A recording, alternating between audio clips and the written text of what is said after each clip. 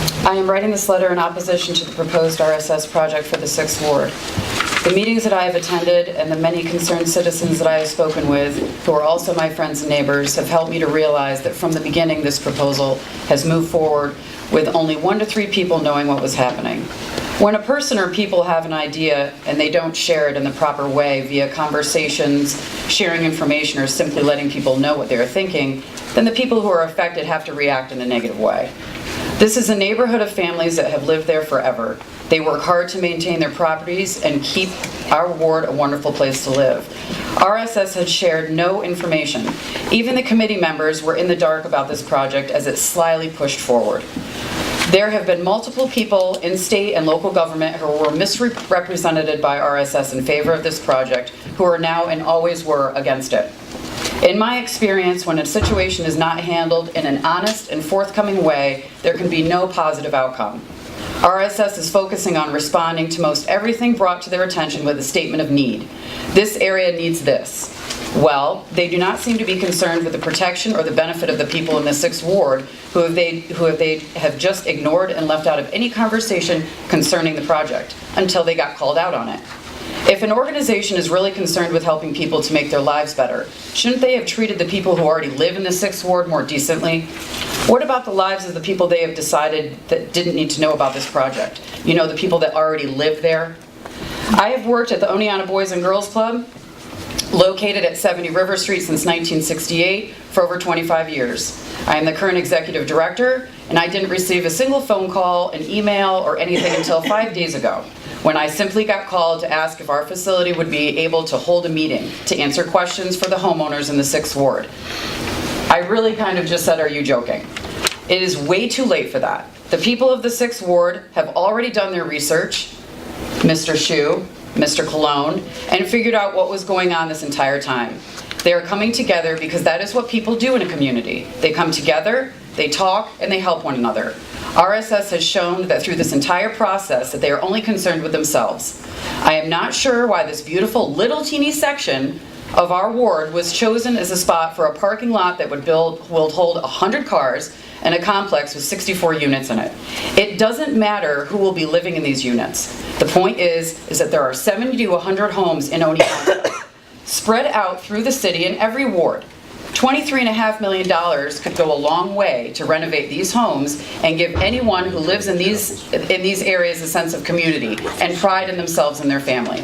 The project cannot move forward, even if it were only stopped because there were nothing positive that anyone from RSS had to say. Their actions or their non-actions towards the families in the 6th Ward was wrong, and it should be stopped based on that. Oh, go ahead. No. Go ahead, everybody. Yep. I am Barbara Schreidenbach, SCHWEIDENBACK. Sorry, I blame my husband. I speak on behalf of him and myself. We live on 176 River Street in Oneonta, New York.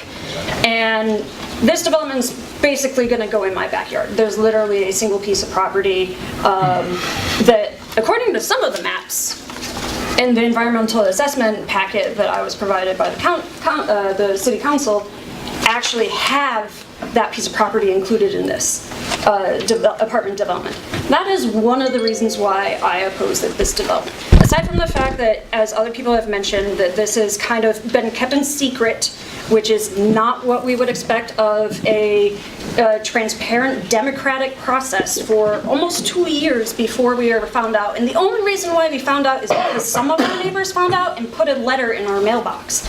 I didn't know until I received that letter that there was a meeting, and during that presentation, RSS had the map wrong, as seen in this packet, and it just, everything about that meeting, the fact that they hadn't talked to any of the organizations such as LEAF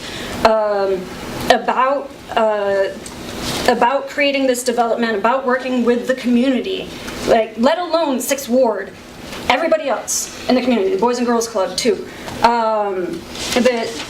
This was kind of done in secret. It just brings up so many red flags. But other people have already mentioned that. So,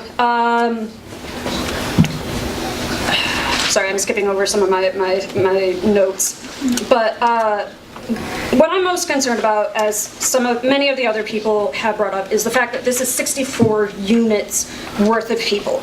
I read in the environmental assessment that the apartments will have washer dryer hookups, otherwise laundry may be included in the community building. It doesn't actually specify that it will be included in the community building per the environmental assessment packet. I would like to ask all of you, can low income or workforce income and people that are in recovery afford a washer and dryer to put in their apartment? I would assume no. I wasn't able to afford one when, I wasn't making much money, so I can't imagine they will either. And if this laundry facility is in the community center, if they choose to actually put them in there, is it really going to be sufficient for the residents of 64 apartments? So I have concerns about this plan for the residents, even if it does go through. But 64 units is a lot, and there isn't even a place to do laundry anywhere close except for a mile walk one way away. I'm concerned that there is a possibility of wetlands that haven't been properly classified. I've almost considered calling the Army Corps of Engineers on this. Shoot, I'm out of time. But I had problems about buses, taxes, traffic, the number of people, how they're walking there, and even the fact that these people are in recovery, not all of them may be in for alcohol. Imagining that they probably don't have a license, they're going to be walking a lot of places. There are a bunch of, in order to get off the main River Street, the main way towards the city of Oneonta, where I would assume that's where jobs would probably be had, they have to walk by a bar, literally. There's no other way around it. How many bars? And yeah, multiple bars. There's one that they literally cannot avoid though, and I don't think that that is conductive for those that may be in recovery. So I have a lot more to say. It's 9 pages, it's a lot. Thank you.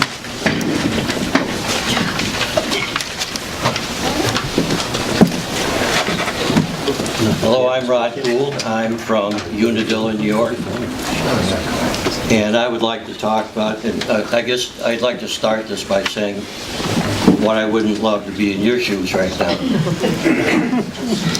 I've served on boards. I know how difficult it is to listen to constituents. I know how difficult it is to ferret out the truth. I know how difficult it is to honestly come to a conclusion that meets and makes everyone happy. I'm here to talk about the All Green Initiative. I have, and don't get me wrong, it's a totally separate issue that we see with the housing, the RSS. I'm sure that you folks will help in the best way you can. We've been talking about gas drilling and natural gas for 10 years. The battle's been going on for 10 years. And as far as I'm concerned, the people who were opposed to natural gas drilling won. There's not going to be any gas drilling in New York. The thing that concerns me in attending all the meetings that I've been to over the last 10 years are that there seems to be two different groups. One group who comes to all the meetings is very vocal, very educated, erudite, articulate. And then there's the people that, and I ask it rhetorically, I don't know the answer, but if you took the average wage income of the people in Otsego County, my guess is it's $50,000 and under. Would I be correct? I'm guessing. Less than that. Less than that? And that's what concerns me, is that every time we have meetings like this, their voices are never heard. You're only hearing one side. And that's what concerns me, is there's a totally separate issue to the gas drilling, to whatever issue it is that they're never heard. I have 40 seconds and I'll wrap it up. My feeling is that people who are opposed to natural gas drilling have one play in a playbook that works really well. Delay, delay, delay, do a moratorium, do whatever it takes. They take that initiative because what they do is, in the meantime, to get as many people as they can to replace all the people they want on the boards that agree with their mindset. I know that sounds harsh, but it's fairly true. So I'll wrap it up this way. They're not happy with just not having gas drilling. They want no expansion of gas at all. It will be the last nail in the coffin of expansion of natural gas in Otsego County. The last nail in the coffin. That'll be it. They won. There'll be nothing that'll ever go on with natural gas in Otsego County. Basically, that's it. I'll leave you with this last statement. There's an irony to that last nail. There's an irony. And here's what I think it is. Because if you think that renewables, and we can move to renewables in the next 10 years and solve all the energy needs in Otsego County, it's not going to happen. They're not ready yet. They're not ready. And I support renewables, but they're not ready. That same nail that they put in the coffin of natural gas drilling, if you have a moratorium and if you don't make natural gas part of the solution, if you don't, that same nail is going to be in the coffin of Otsego County. Thank you.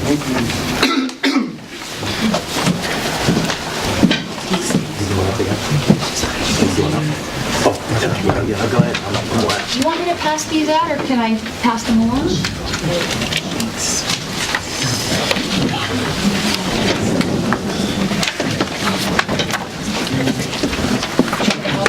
I got it.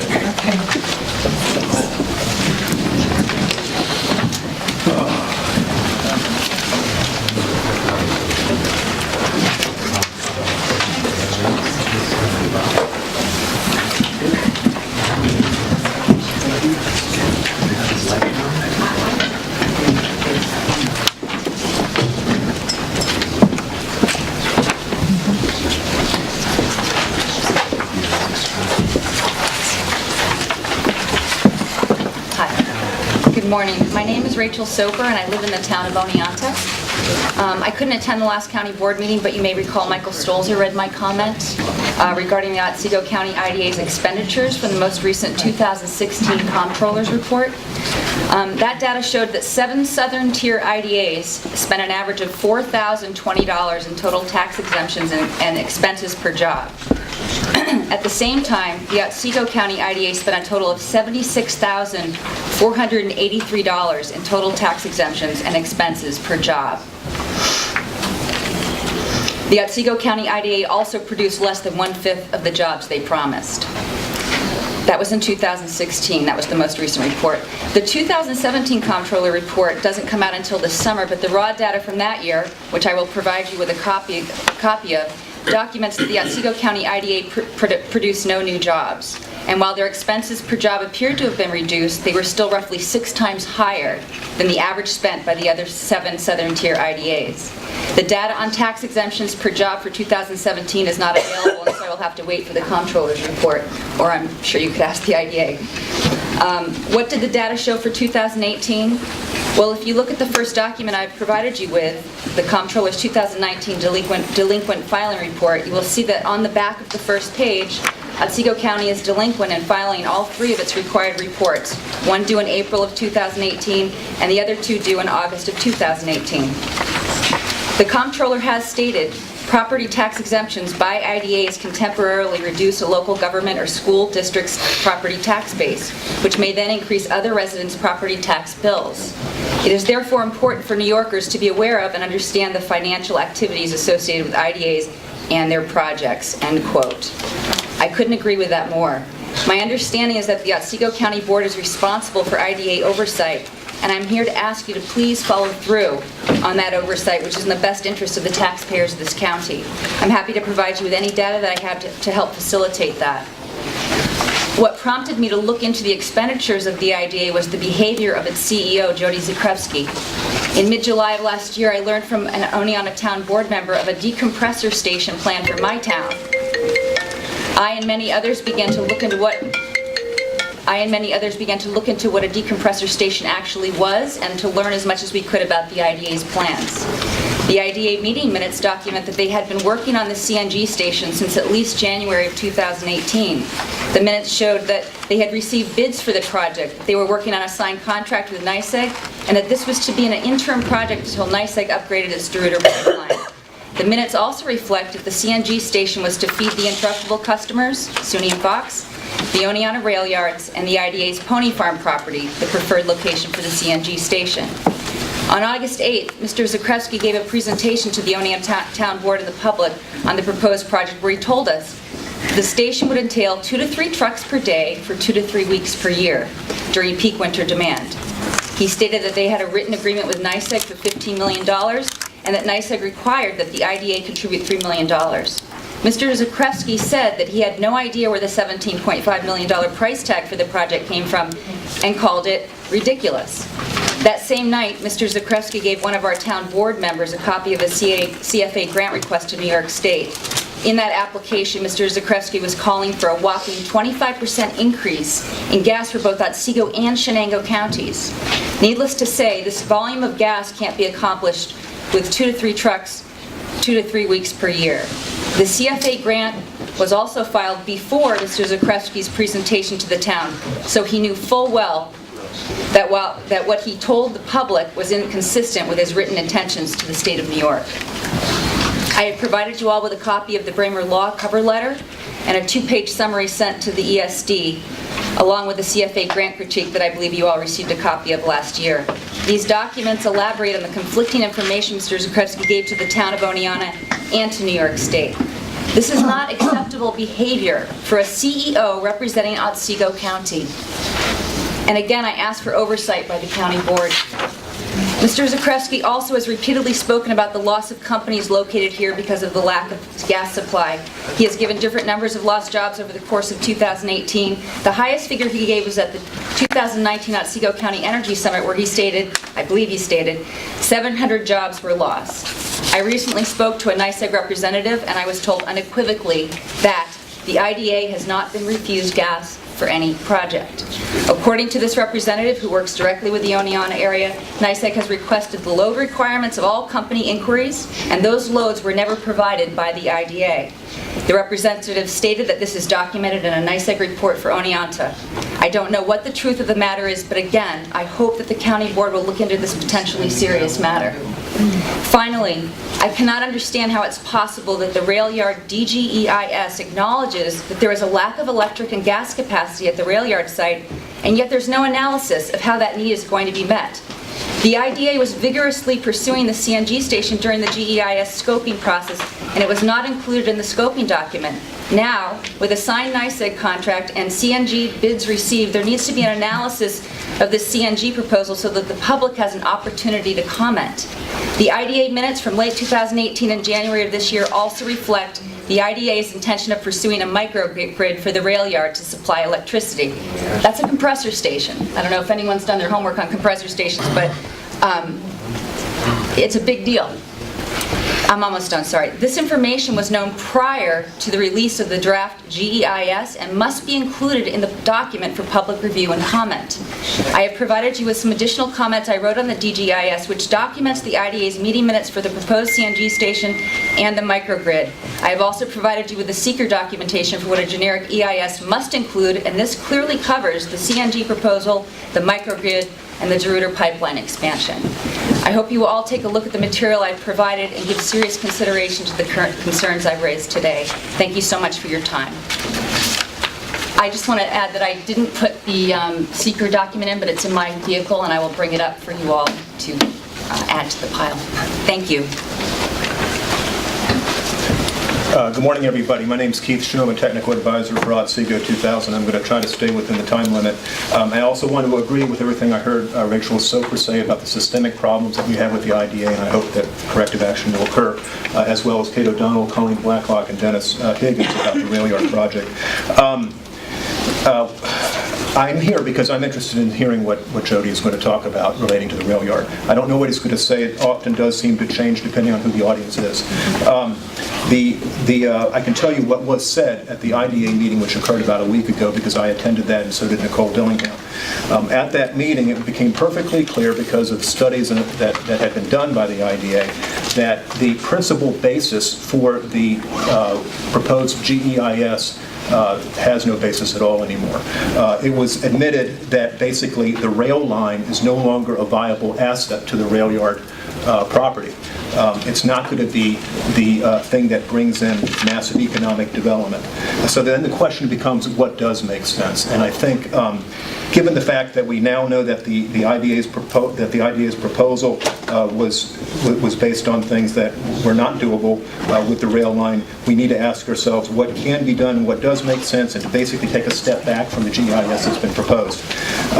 And instead of basically continuing to try to put a square peg into a round hole, ask ourselves what is viable. I have a few pictures that I gave out here just a few minutes ago. First picture on top of this shows the proposed preferred alternative, about 900,000 square feet of property development. That's equivalent to about 3 Chobanis.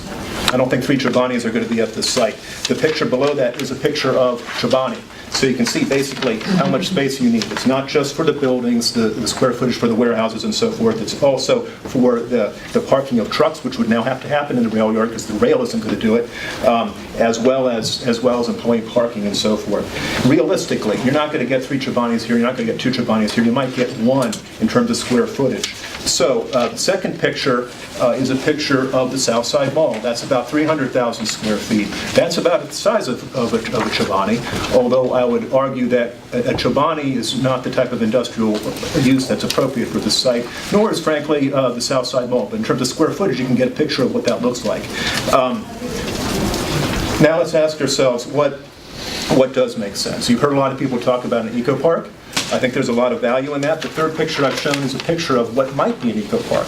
It's about 300,000 square feet, 300 to 400,000 square feet. What you see is something that is conducive to office, to mixed-use development, things that are not necessarily heavy industry. In fact, heavy industry would not make sense here. I think we know that by now. When you look at energy consumption, if you take out the heavy industry, you can have a footprint that has a much smaller carbon footprint. You can actually do a lot of this with energy that can be generated on-site with solar, provided that you have the space for it. This example here shows you something where you have room for buildings, you have room for solar panels, you have room to protect the wetlands on-site. That's something that's very important. And for the stormwater retention, that's going to be important for this property as well, particularly given the environmental constraints that we know now are associated with that piece of property. So I'd encourage you to take a look at what does make sense instead of trying to put a square peg into a round hole. Let's back up. Let's talk about the economic development that is going to be profitable so that this property doesn't sit here for another 10 years or more when nothing happens. Industry, heavy industry, might have made sense 100 years ago when the rail line was alive and well. Today, that's not the future. So I'd encourage you to take a look at what does make sense, and we're happy to offer that support, and we'd love to work with you on something that can be ecologically sound and economically sound. Thank you very much. Last picture is solar panels in a parking lot. Solar can be on roofs, it can be in other areas around a property, it can even be on the parking lot. Thank you very much. Hi, I forgot to bring up the fact that the current treasurer, Mr. Truffles, didn't he ask this board a few months back, that it's on YouTube, I have it on record, that he wanted to go from 4 years to 3 years to take a property, that you don't use state law, which is Article 11 in rem, which you couldn't prove the 4 or 5 years. Of course, you came up with that. You took my property using in rem. So now my question is, you passed a resolution at the last board meeting, you're letting people to take their properties back that were taken in rem? Why? Why? Because it wasn't your law? Was it illegal? And now you can allow them 8, 10 years from now that their properties were taken as long as they weren't sold, you're going to give them back to them? Where's the equal justice, the 14th Amendment, equal law, equal justice? How can you do that? How can you say that to Maria and I with a straight face that we're not going to get our properties back, but we can't pay our back taxes? or you can compensate us for what you did. You didn't give us the balance of so-called taxes you said I owed. You made me put $20,000 in escrow. That's the first time anybody in this county did. Now let's get back to the embezzlement case of $25,000 out of the treasurer's office. Do all you board members know what really happened there? Do you know that the worker had a banker in the city launder the money? You pay the money back, you go to a court, Fly Creek, you pay the money back, it's a misdemeanor. I don't know about you, but I think that's grand larceny. That's prison time. And the guy that did it never got prosecuted. Now here's the one that's really you're going to enjoy, and I find very ironic. That the guy that Mr. Tim Shore, he's right here, the checks that he has, and the other check that's going to come, guess what? He gave us those copies of the checks. So what is it? Your kangaroo courts, your backroom deals, shut your mouth, you don't go to prison? You had my money in your account, which means I paid my taxes. How do you deny all this? And then my attorney on December 5th of 2015 met with Alan Kakoma, showed her the receipts of these two properties were allowed to redeem them, and said, let's negotiate before I go to district court in the city, Brooklyn. Guess what? It wasn't a negotiation. I get a letter, 2 paragraphs. I had due process already. How's that due process? I want to know. Due process. When you go to the Supreme Court one day, look up on the building and see what it says. When law ends, tyranny begins. There's a lot going on in this county these people don't know about. You can just pass whatever you want. Very convenient to turn your backs to people and have meetings in the morning at 10 o'clock in the morning. What happened to we the people? We the people that elect you in office. I hope that one of you will have the integrity and the courage to talk to Maria and I. Compensate us for what you did. Thank you.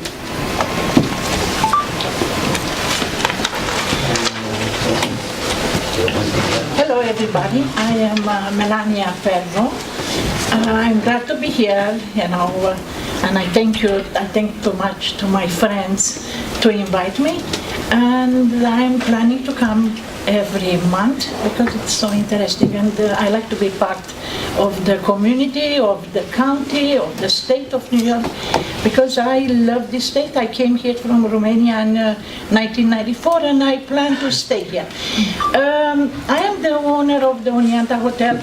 The property was closed illegally in February 5th by the administration of city of Oneanta under false pretenses. There was nothing, never carbon monoxide leak inside or outside from my building. My people, they were safe, and everybody else, will find out soon. But I want to say that because of that false pretenses, false documents sent to the court, my people, they were chased like Nazi style, be out in 2 days, and it's a shame, because you know what, City of Oneanta never intend to work with me, and they start to remove the people, the poor people living in a building. Since last year, March 2018, letters they were sent to all the agency, HUD, RSS, DSS, to remove people from the building.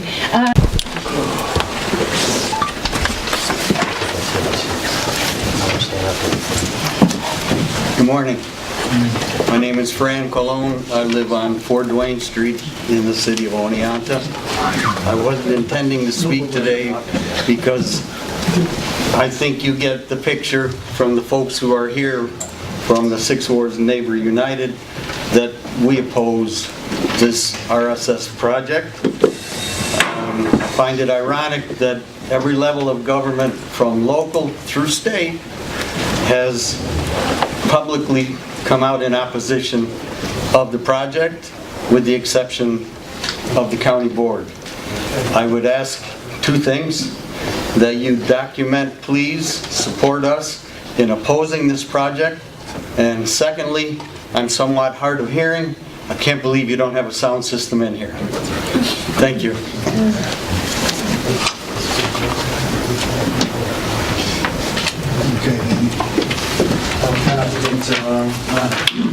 I also wanted to submit 8 letters on record from residents, some of which who spoke, but a lot of which who could not be here today. And so a lot of them say kind of the same thing that was echoed here today, so I just want to go over one letter and submit the other 7 on record. Chairman Bliss, this is on behalf of Scott Harrington. He's a candidate for Oneonta Common Council in the 6th Ward. Chairman Bliss, Otsego County Board of Representatives. My name is Scott Harrington, and I stand before you today to voice my concerns and my absolute disgust at not only the total lack of regard for the city of Oneonta, but also the county of Otsego, the secretive way the RSS project was conceived, developed, and initiated. With reference to the RSS project proposed for the city, there is an overall misconception that the residents of the 6th Ward are against the project because of the recovery aspects. While I have respect for the work that Ms. Stossel and her organization does, I have zero tolerance for those people who put words in people's mouths or mischaracterize the intentions or integrity of an entire group of people. The concern remains in the large scale of the project, the speed in which RSS is trying to force this project upon the city, and the secrets and games being played with the residents of the 6th Ward. As you have heard from other speakers and will likely hear from others after me, this project is a bad idea for the residents of the 6th Ward, the city of Oneonta, and the county of Otsego as a whole, the very entity you were elected to represent and took an oath to support. In reviewing the facts, greater than 50% of the city is tax exempt. Approximately 47% of the taxpayers in Oneonta pay the taxes for the entire city. Please think about that for a moment. Now, you are proposing the support of a housing project, requesting to pay taxes as though the land was vacant, or worse yet, requesting a pilot. Neither of these are financial solutions to the very real costs that would be incurred by the city's public and emergency services. Now let's look at what work would be done at the cost of the taxpayers. The sewer line terminates before the proposed project site. That means the city will have to incur the cost of not only installing the line, but the planning stages of the line to include the consideration of potential pumping stations and other wastewater concerns. Then there are the water lines. They too terminate prior to the site and would require installation. But can the existing lines handle the additional draw and pressure, the additional demand? Week after week you hear of a new water main break. What will happen when almost 150 new people are using the water service? Next is the additional water runoff. RSS has already disclosed the need for a retention pond. While they've accounted for the water entering the pond, there's been no account made for the discharge of water in the case of large-scale rain events or other water instances. Additionally, there are no considerations made for the discharge of water. Water entering the pond will become stagnant and become a breeding ground for bugs and diseases. The cost of infrastructure alone will likely enter the millions of dollars range, and I'd like to know what kind of financial support would come from the county, as from where I stand, it appears that the expectation is that it will be borne almost entirely by the city. Moving on to public safety, let's look at the increased call volume on an already taxed fire department. An increase in call volume means more overtime and likely the need to hire more fire and EMS providers. The agency keeps increasing. The same applies for the police department, which remains consistently understaffed. The call volumes for each agency keeps increasing, and eventually response time will suffer at no fault of the departments. This can eventually trickle to the county, as the Sheriff's Department and or New York State Police could be called upon to help cover calls in the city of Oneonta on a steadier basis. That means no more overtime on both departments, which are already covering an expansive area and stacking calls. For the reasons I have pointed out, and not for the reasons that Ms. Stossel quoted, I stand against this project. I would also, most importantly, like to submit 119 signatures that have been collected from an overwhelming number of 6th Ward residents against this project. I have been reviewing this project material in detail since September when I first saw the project materials. I've taken a lot of time to think about my position on the project. I have read every page of the multiple drafts that RSS has prepared, gone over the site plans in detail, gone over the environmental documentation in even more detail, and I've actually taken time to go door to door, speaking to residents of my community. And what speaks to me the most is when I was elected, I swore an oath to serve the people of Wards 5 and 6 first, prior to the county. And so by submitting these petitions today, I'm making good on that oath, and thank you guys for your time. Thank you. Dave, do you mind the Cooperstown Chamber of Commerce hired a new executive director, Tara Burke, and Tara is here today. Just wanted to introduce her very quickly. She's new to Otsego County, came from Chemung, from the Elmira area, and I told her to come to the meeting to get a flavor from the county board. So she's getting good flavor today. We'll see more of Tara, and I don't know if you wanted to say anything to her. I just want to say hello, and I'm looking forward to getting to know and work with everybody and getting to know the local business community and the community as a whole.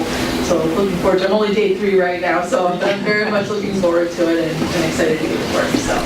Thank you. Welcome. Okay. Yes. So the call is over. Attorney, I think would like to make a comment. The board felt that it was important that the public be made aware of certain facts about the collection of real property taxes and tax foreclosure. When real property taxes are not paid, state law requires that the county reimburse the towns and schools for the revenue lost, totaling many thousands of dollars each year. State law also requires that the county seek to collect the taxes by the tax foreclosure process, which is also mandated by the state law. The county has no authority to change the process. The county sends more than 15 notices to property owners over a period of years before auctioning the property, which is the last step in the process. The county also gives taxpayers more time to pay than the state law, but does set a deadline, which is generally June 30th of each year before the August auction. Taxpayers are well aware of the deadline. In order to treat all property owners equally, payment beyond that deadline is not allowed. The auction takes place in public and generally is recorded and/or videoed. Any person can challenge the county's actions in court. The people addressing the board today have brought court cases against the county and were represented by attorneys. These cases have been considered by courts at least 4 different times, and the county has been found to be in compliance with the law each time, and their cases were dismissed. Thank you.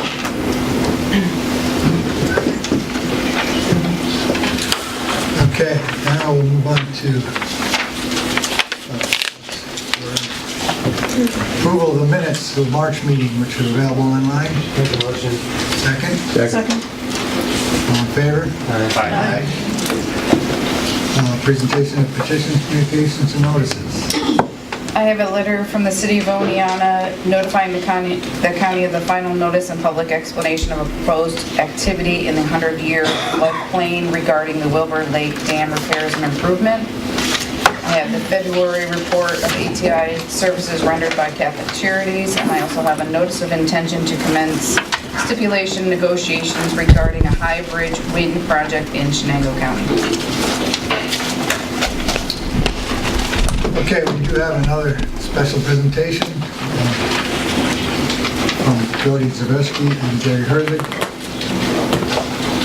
Prepared to go forward.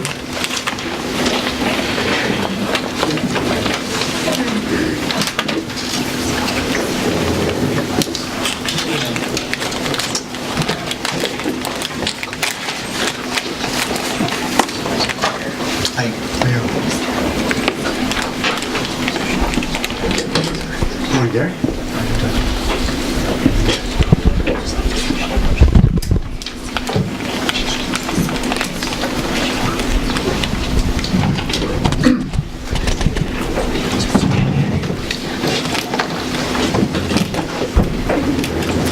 I'm going to stand close to the screen because I'm a little nearsighted, so I'll speak up as loud as I can.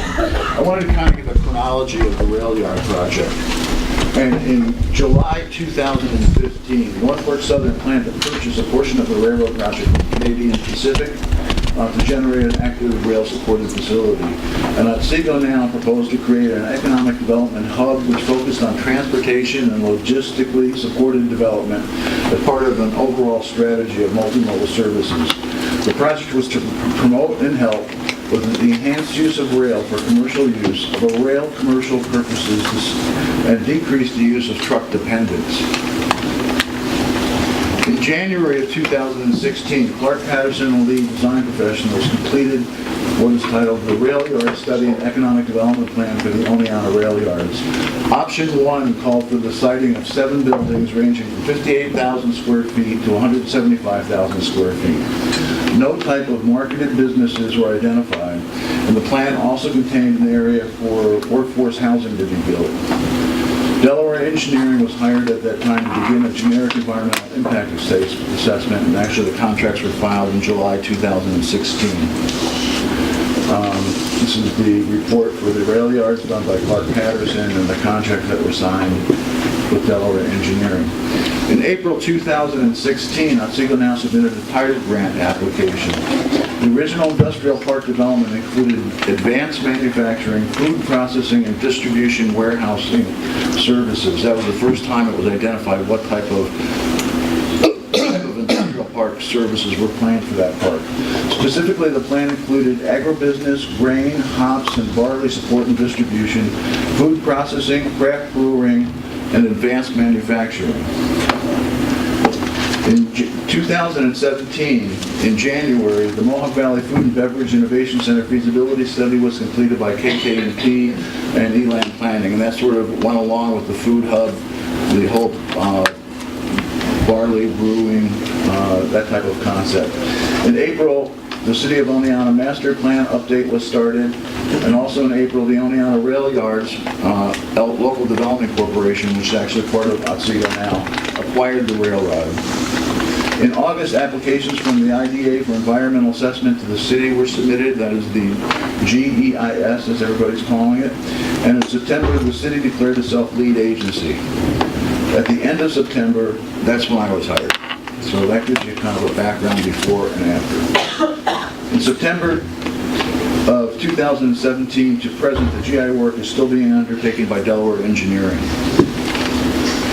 In January of 2018, Otsego now reached an agreement with the city regarding snow plowing on Roundhouse Road. In April, Otsego now entered into a revised contract with Delaware Engineering on the EIS, and we also signed a new contract with Delaware Engineering for this traffic study.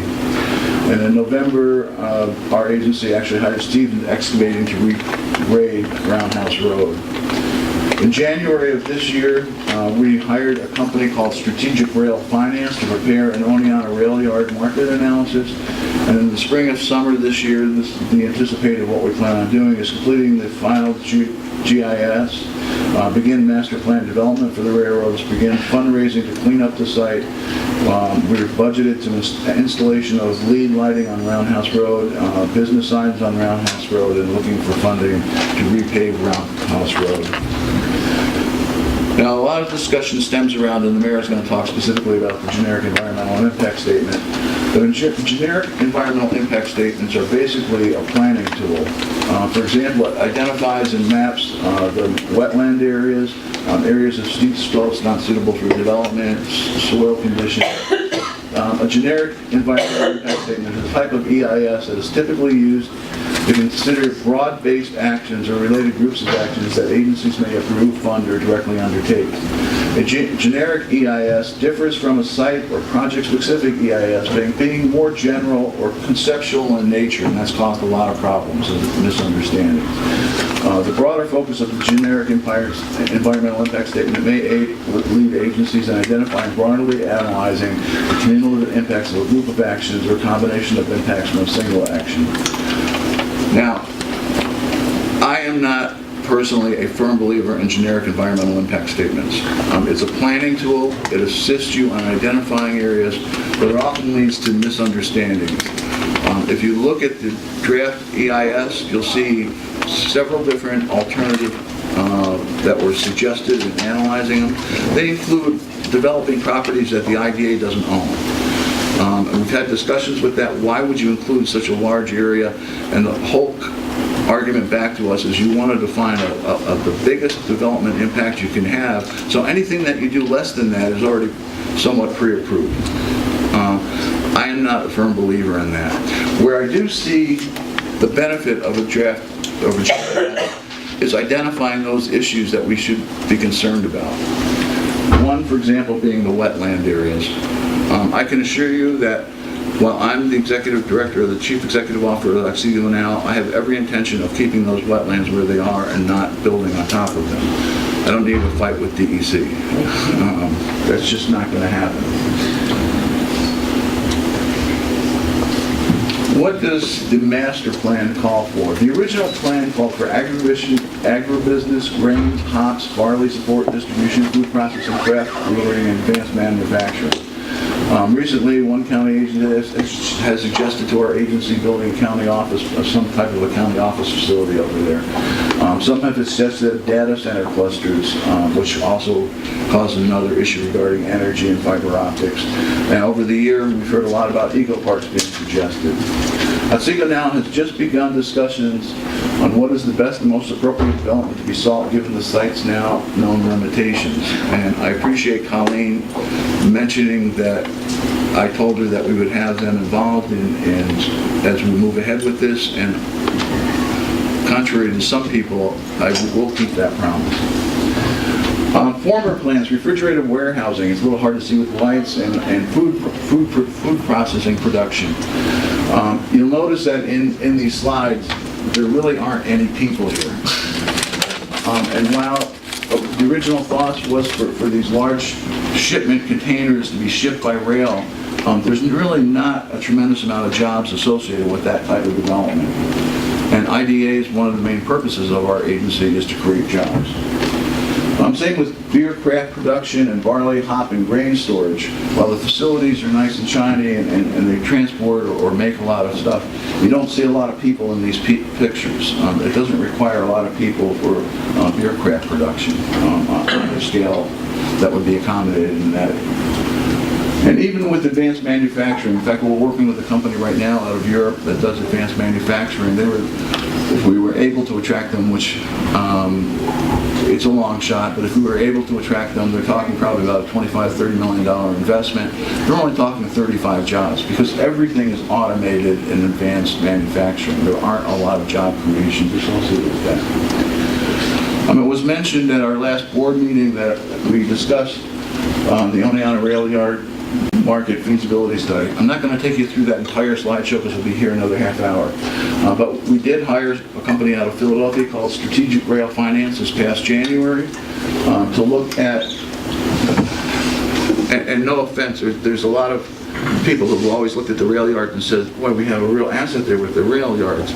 My concern has been, we have a rail yard that goes from Binghamton to Albany. I mean, why would you need to stop in Oneonta? You can easily stop in major hubs in Albany and Binghamton without having to stop here. The findings by Strategic Rail Finance was that there sufficient options already exist for small or infrequent rail shippers, i.e. trucking. Without trucking containers to the New York City metropolitan area, shippers have limited direct intermodal destination options. Oneonta is effectively a Norfolk Southern captive point, meaning that in order for us to do anything, we have to go through Norfolk Southern because they own the line, and they don't go pretty far east on their line. They go south and west. Oneonta would need to bring substantial new volume to the railroad to receive a minimum acceptance level of rail service, and shippers would have to source their own rail equipment. Basically, shippers have to provide their own rail cars and enough volume to want Norfolk Southern to even stop a train here. It costs them money to stop, load a train, unload a train, and there has to be a huge volume for them to consider that. The ideal customer that they identified was shipping to and from points south or west, again, to follow Norfolk Southern's lines, to provide and receiving rail cars dedicated to volumes, shipping enough volume to justify the institution of a Binghamton-based local train, or to provide volumes that is compelling enough for Norfolk Southerns to contribute equipment. So what they did was they went back through the previous reports and they identified, Strategic Rail said, well, we'll look at the corn, soybeans, rough lumber, animal feed, produce, dairy, pulpwood, those things that you were originally thinking about shipping on the rail here. And they found that rough lumber was the only thing that had enough carloads, roughly 2,750 carloads, that would warrant North Fork Southern's interest in wanting to stop here to load up cars. Strategic Rail Finance estimates that between 10,000 and 12,000 containers move from upstate New York regions to the ports on hardwood lumber, on logs. This commodity group came up with the multiple conversions and emerged as the largest volume opportunity for the conversions of rail. And one shipper alone estimated that it moved 6,000 containers annually to Elizabeth, New Jersey, an equivalent of about 3,000 rail cars. Indications are that the volume would likely need to be in the 1,500 to 2,000 carloads a year range or greater to garnish the railroad's interest in wanting to stop here. So they also did an analysis of a whole bunch of lumber companies. This one is Duchess Lumber, headquartered in Portland. They have places in Preble and in Freedom, New York, Latham, and Brookville, Pennsylvania. Basically, they ship right now all of their lumber all of their logs by truck, and they're saying that one of the problems with getting into New Jersey is that it's very congested in there, and weight limits on New Jersey and Pennsylvania highways limit the amount of logs that they can put onto a truck, and so that there's a very economical reason to ship by rail. They noted that it was important to note that while clarifying these calculations with transportation director of a large logging business currently shipping by a truck, their contact expressed qualified interest in converting a significant portion of his business to rail and using the Owning Out and Rail site as a staging area and loading hub. I'm not quite sure that we want 50 trucks a day of carrying logs coming down into the rail yards, but that was pretty much what they said would make sense to have the volume. You're not going to have soybeans, you're not going to ship corn, you're not going to ship dairy. Those are all being shipped regionally, and there's no real need for a rail yard there. We've been investigating what actually is an eco park. I won't bore you with reading all that. We've looked at Bryant Park, Eco Park. 2 public hearings where everybody who wanted to speak were welcome to do so, and everybody's statements have been incorporated into the plan. We're only required by law to hold 1, but we held 2 because we value and recognize the importance of public input. Every single comment that has been made or that has been submitted in writing is required to be included in the final GES document. In addition, there is a requirement that a response to every one of your comments be included in the final draft document.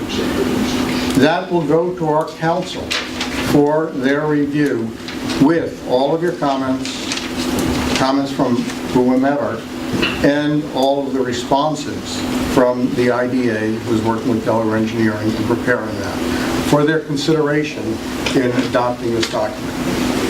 Some of the confusion comes up in what happens after this document is adopted. What does it even mean if the council adopts this document? Is this a seeker or state environmental quality review? Does this take the place of a seeker or state environmental quality review?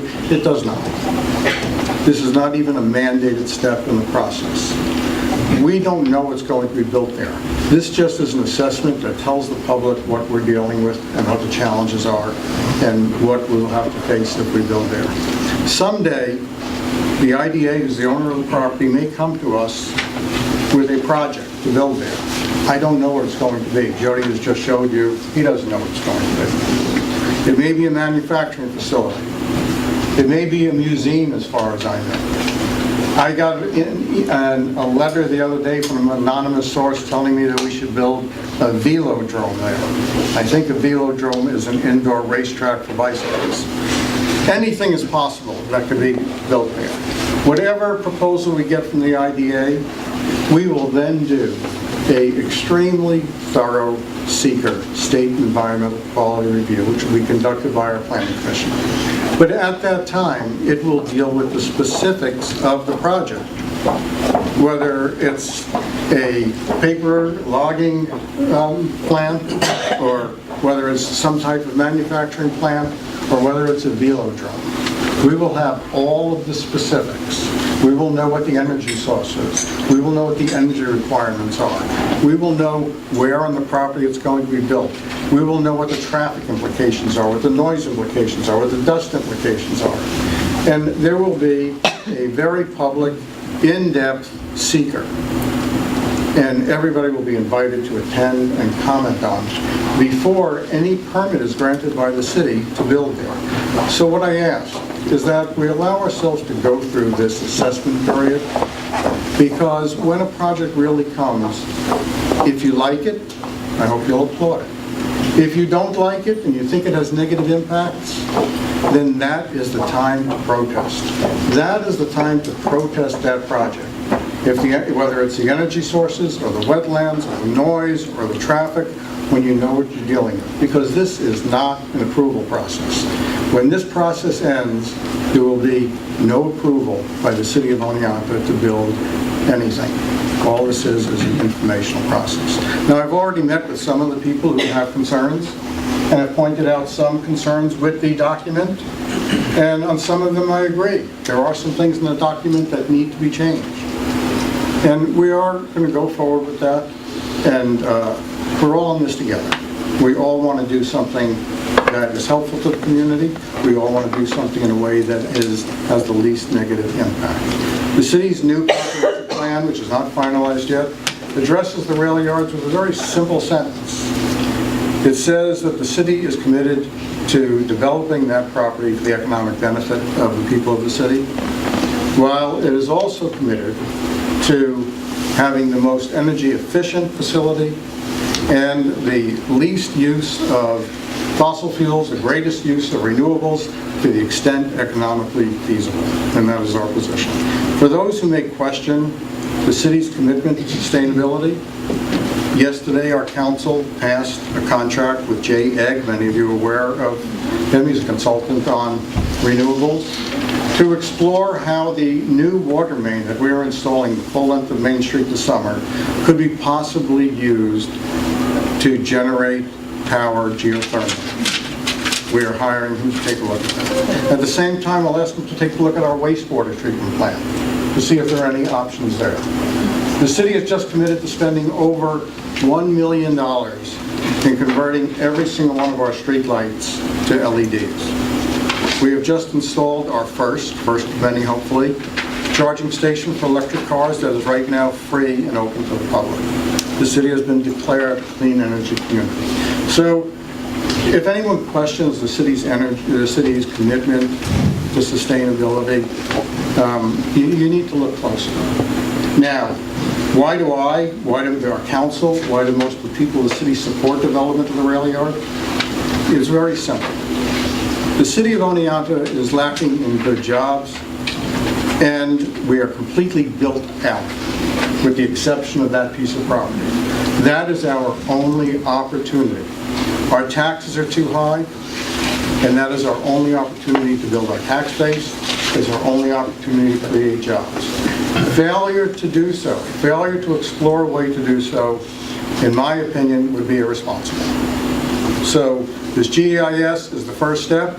I applaud Otsego now for investing in the rail yard, taking a look at the possibilities, and for conducting this GEIS, because it has started the discussion, it's put in public all of the challenges, and now we can work together to make sure that we do something there that is the best that it can be and helps the city of Oneonta. Thank you very much. Thank you, Hank. Yes, sir. Questions? Yeah, first I want to thank you, Jody, thank you, Gary, for putting together this in, what, a week and a half since I asked you if you would do that. Happily. Very quickly, very concise, very informative and comprehensive. Thank you very much. And I just wanted to get your thoughts on one of the concerns, which is at the same time we're ramping the GEIS up, we have the CFA for the decompression plant. And could you distinguish between those for us, please, so that it's very clear? Sure. The decompression station, we started discussions internally with the IDA about we could not attract a company in January of 2018. And it specifically had to do with the availability of electric and of availability of natural gas. And contrary to what maybe somebody said, NYSEG made that ruling. That those specifications were sent to NYSEG, they sent them back to us and say, we cannot handle those loads. So we said, this is an issue. And then I was told by somebody else that this has been an issue for 5, 6, 7 years, that there's an energy issue. So we arranged meetings with NYSEG, and those meetings culminated sometime in May, where they came up with a cost estimate for what they thought would be building a decompression station. We submitted a CFA application for that. And what it was supposed to do was it was supposed to give us enough gas to get us through an interim period where either the deryder pipeline could be rebuilt or some other alternative energy source could be developed. But it was primarily to look at taking the interruptible supply companies offline during the winter months. And that's where the 3 to 4 carloads came in. In that application, we did stress that we have 2 industrial parks that we don't have enough gas to bring in heavy users into the winter. That was not funded, that project. So while we still support that concept as an interim, there is no funding for that. At the same time, then you have the issues with the rail yards and the GIS. That GIS, as Gary mentioned, is an informative tool. One of the best things that came out of it was it mapped these wetlands. It actually has a detailed delineation of the wetlands where we know we have to stay away from those areas. As part of the GIS process, we know that we have a gas issue and an electric issue, that we just can't bring in heavy gas users into that industrial park until such time as there's another solution or there's more better technology for, I read yesterday that somebody came up with a turbine that is more efficient using gas, and maybe that's an alternative, I don't know. But that became, until we have another solution for gas, because there is no funding for a compression station, we're limited to our supply. So we have to recognize that and attract those type of businesses that we can attract. And that will be smaller energy users. It may be a combination of smaller gas users or propane users or electric users, but that's a limiting factor, and we realize that. And that's what we're going to have to deal with, that we have to deal with it. We're just not going to put a sign up and say, we're not going to do anything here. But at the same time, as Gary mentioned, that is the last real developable piece of property within the city. So we're conscious that we want to do it the right way. We just don't want schlock development there. We just don't want to put up a building and say, hey, we created 5 jobs. That's wonderful. I mean, we want to have this is our last piece of property that we've got to really study and determine what is going to be the most appropriate use.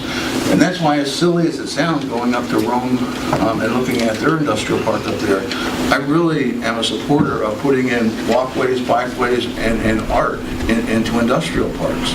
I mean, we've got a number of wetlands there that could make good walking trails, and why not have good art sculpture associated with that? Why not make it a pristine industrial park, because it's our last chance at any development in the city, and I don't want to screw it up.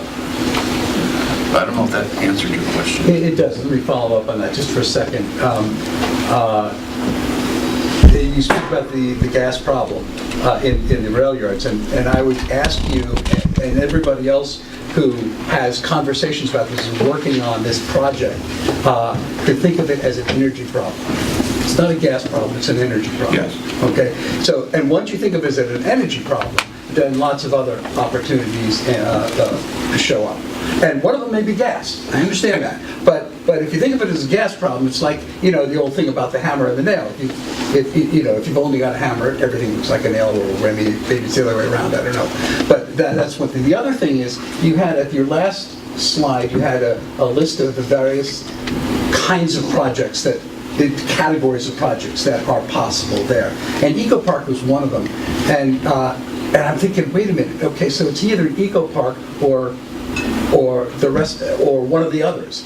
And I'm thinking, if you would take the Eco Park out of that thinking and add the possibility of all the pieces of an eco park that could surround and be part of each one of those categories. So a technology park is one of them. So that could be powered by geothermal and solar, and have walking paths, and have, you see what I'm saying? I'm saying if you say, okay, well, here's the reason we can't have an eco park, because then all that stuff is off the table. And I'm hoping that that's not the case. No, you're correct.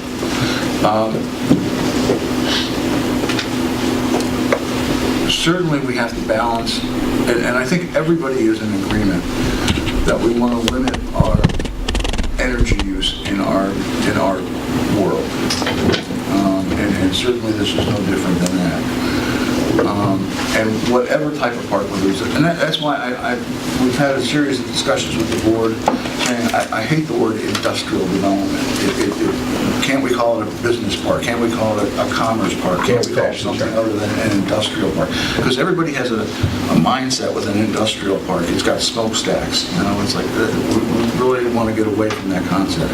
But at the same time, you know, somebody mentioned my discussions with General Electric, and while we did have to sign a confidentiality agreement with them, we're discussing technologies that aren't on the market yet, and I didn't understand them anyway, so it wouldn't make any difference. But what they discussed with us was building a solar farm there and powering a battery backup system. That has turned into a discussion that we're creating a power plant. And I'm like, well, I thought we were just looking how could we power this park with solar energy. I thought that was the right thing to do, and I'm being told now, no, it's a microgrid. I don't even know what a microgrid is, and maybe it is powered with gas. I don't know. But the whole concept we had with them was solar field battery backup. Where that fell apart was when they sort of estimated what the price tag on that was going to be. And I was like, there's no way in heck I'm going to come up with that kind of money with the state of New York. But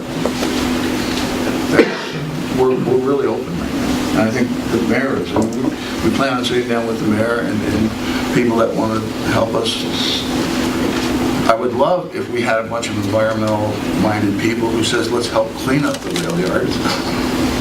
Because I'm going to get stuck with a huge bill on just hiring contractors to go in and work with us on trying to get the site clean. It's a garbage dump. I mean, and that's obviously one of the first things we want to do is clean it, clear it, seed it, make it look presentable.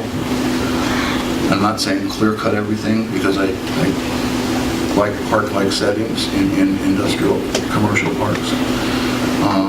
But again, we're just starting that phase.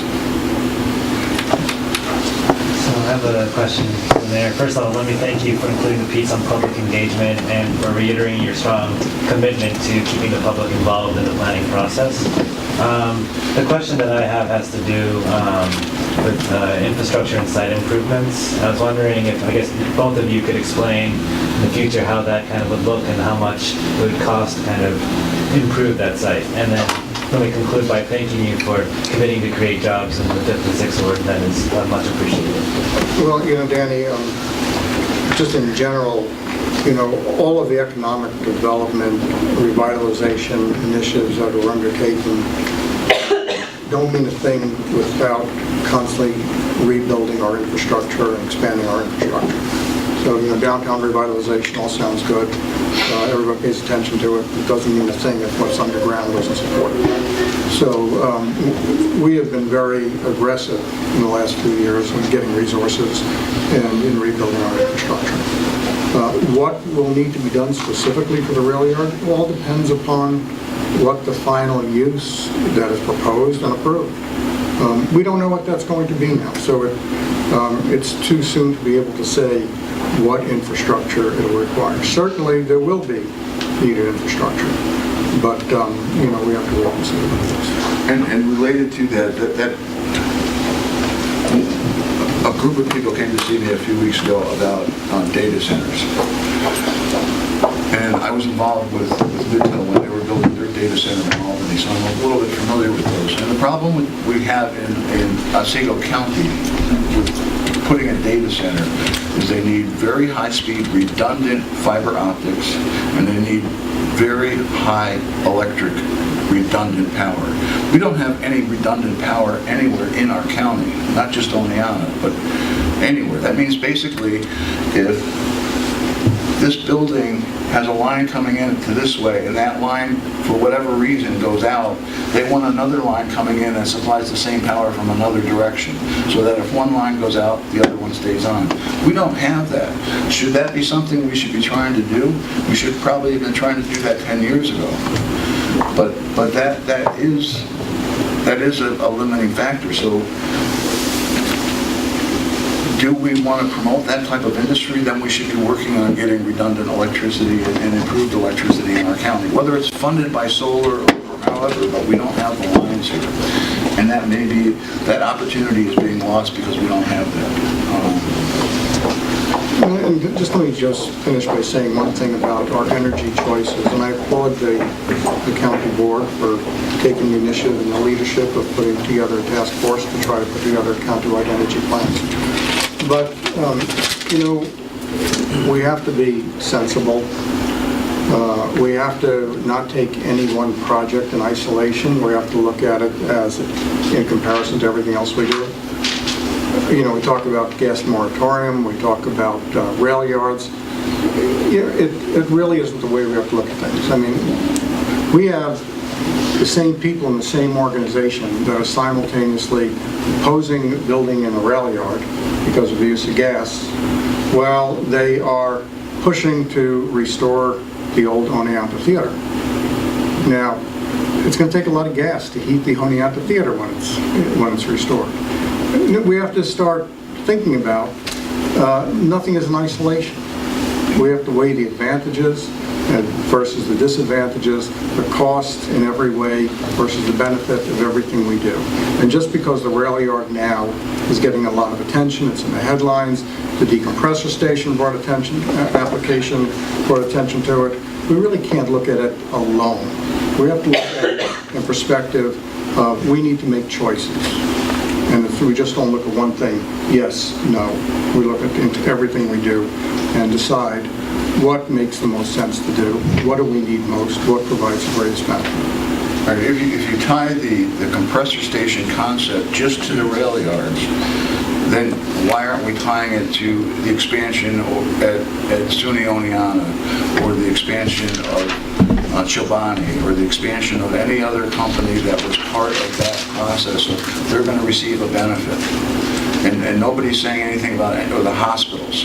We can't have any more expansion at the hospitals because it's going to have an impact on natural gas. The concepts just, they don't make sense.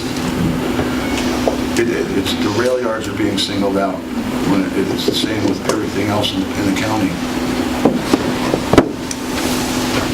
Well, I think part of it is because the rail yards are owned by a local public entity. It's hard to put pressure on the Otsego.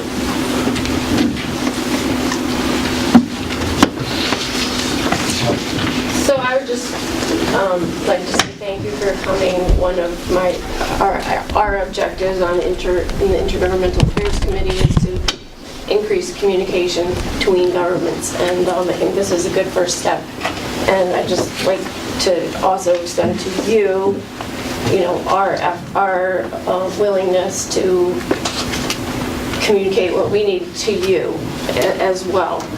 So if there's anything you want to hear from us or more quickly, let us know how we could do a better job there. And just getting back a little bit to what you're talking about in terms of the challenges that face the entire city of Oneonta and maybe the whole county, I think that this energy group is making an attempt to look at it in terms of the whole picture, one big picture. And I appreciate that. And the first step is to understand all the challenges, and as much communication as we can do with each other is going to just help make that stronger. I agree. Thank you for suggesting today's opportunity to talk about it, and I do appreciate what you're doing with the Energy Task Force.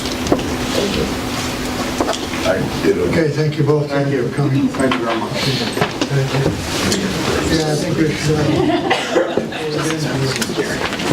Thank you. I thought that was great. I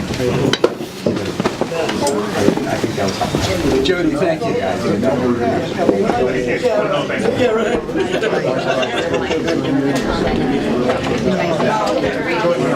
Is the meeting over? So we met on the 21st of March, and the first thing we did was talk to Troy Weldy from the Nature Conservancy. We're considering, Public Works is considering an agreement with the Nature Conservancy, which has them selling our carbon credits, so some revenue for the county in exchange for sustainable forestry management plans. So we're still looking into the details of the contract of that, and hopefully, if everything goes well, we could be bringing in some revenue yearly for a 10-year contract, but we'll keep you posted. Let's see, Jordan came in from Soil and Water, and he, in terms of the money from a grant reimbursement that hasn't come in, as far as Jordan is concerned, he's met all the requirements that the state has asked of him, and we're just waiting on the state. So as far as I know, that is in the state's hands. In terms of building services, we discussed the solar issue, and Kim from Doug's office came in and explained that as far as it goes with NYSEG and with Constellation, we've cleared up all the billing issues and all the credit issues, and the county will be receiving $27,167 more than we've received to date. We're getting a credit for that amount, so that's a step in the right direction. The third piece of the puzzle is with Tesla, and we're still monitoring that to make sure that that the system is producing as much as they had guaranteed that it would produce. So we're definitely moving in the right direction there. Also, you'll see a few resolutions today for positions in building services. One of them is 100% funded through the court system for a cleaner, and the two are for temporary positions for over the summer to help with the move on the third floor in DSS. So that's what those three positions are. And Doug will be busy this summer. He's working on retiling a portion of the floor at the Meadows, a leaking roof on 179 Main, the big move, and then the third would be the major renovations at the jail, which you will also see resolutions in the agenda dealing with contracts for the construction and renovation, and also an amendment to a contract for construction administration. In terms of highway, there are also several resolutions accepting bids for sand, stone and gravel, paving over the summer, and striping. Rich hired a deputy, and the salt shed project is moving ahead in Gilbertsville. And then, since we've met, Rich emailed us all to inform us that the state budget has left out extreme winter recovery this year. Normally we get $450,000 from the state, and we won't be getting that.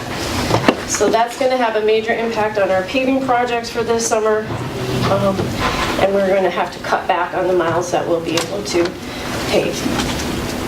And we did have the Board of Elections come in, and Lori Landbauer kind of brought us up to speed on what we might expect with regards to early voting. They will be keeping us apprised of developments, but we've identified that early voting will take place in the county from the 25th of October through the 3rd of November in the EMS Classroom A.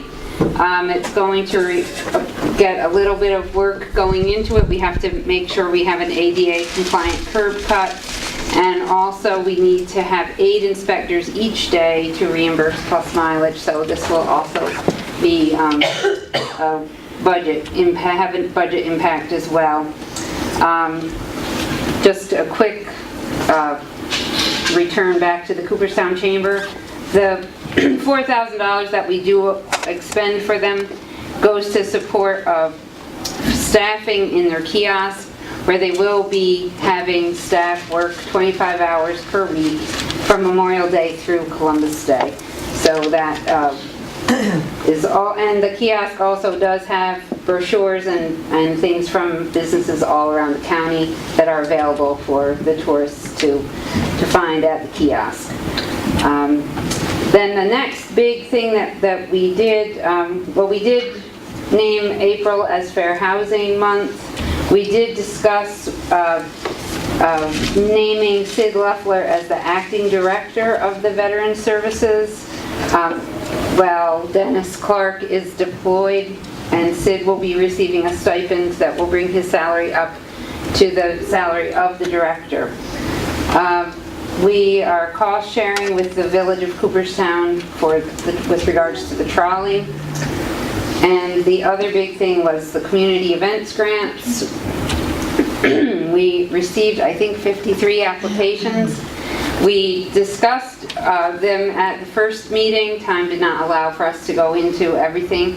But we did come up with 3 main points that we want to discuss going forward. We want to, in light of the report from the DMC, that the bed tax revenues have been climbing, we were thinking that when budget season comes around, we would like to add some additional funding to the community events grants. Also, maybe just for this, to expedite the decision-making process, if we could create 2 categories, tourism versus community, as you can go through the list of awardees and you'll see that things do fall into, kind of break into those 2 categories. And also, maybe to refine the scoring rubric, Representative Marietta worked with the committee to come up with a fairly objective scoring rubric that resulted in the awards that we're presenting you today, which really did expedite the process.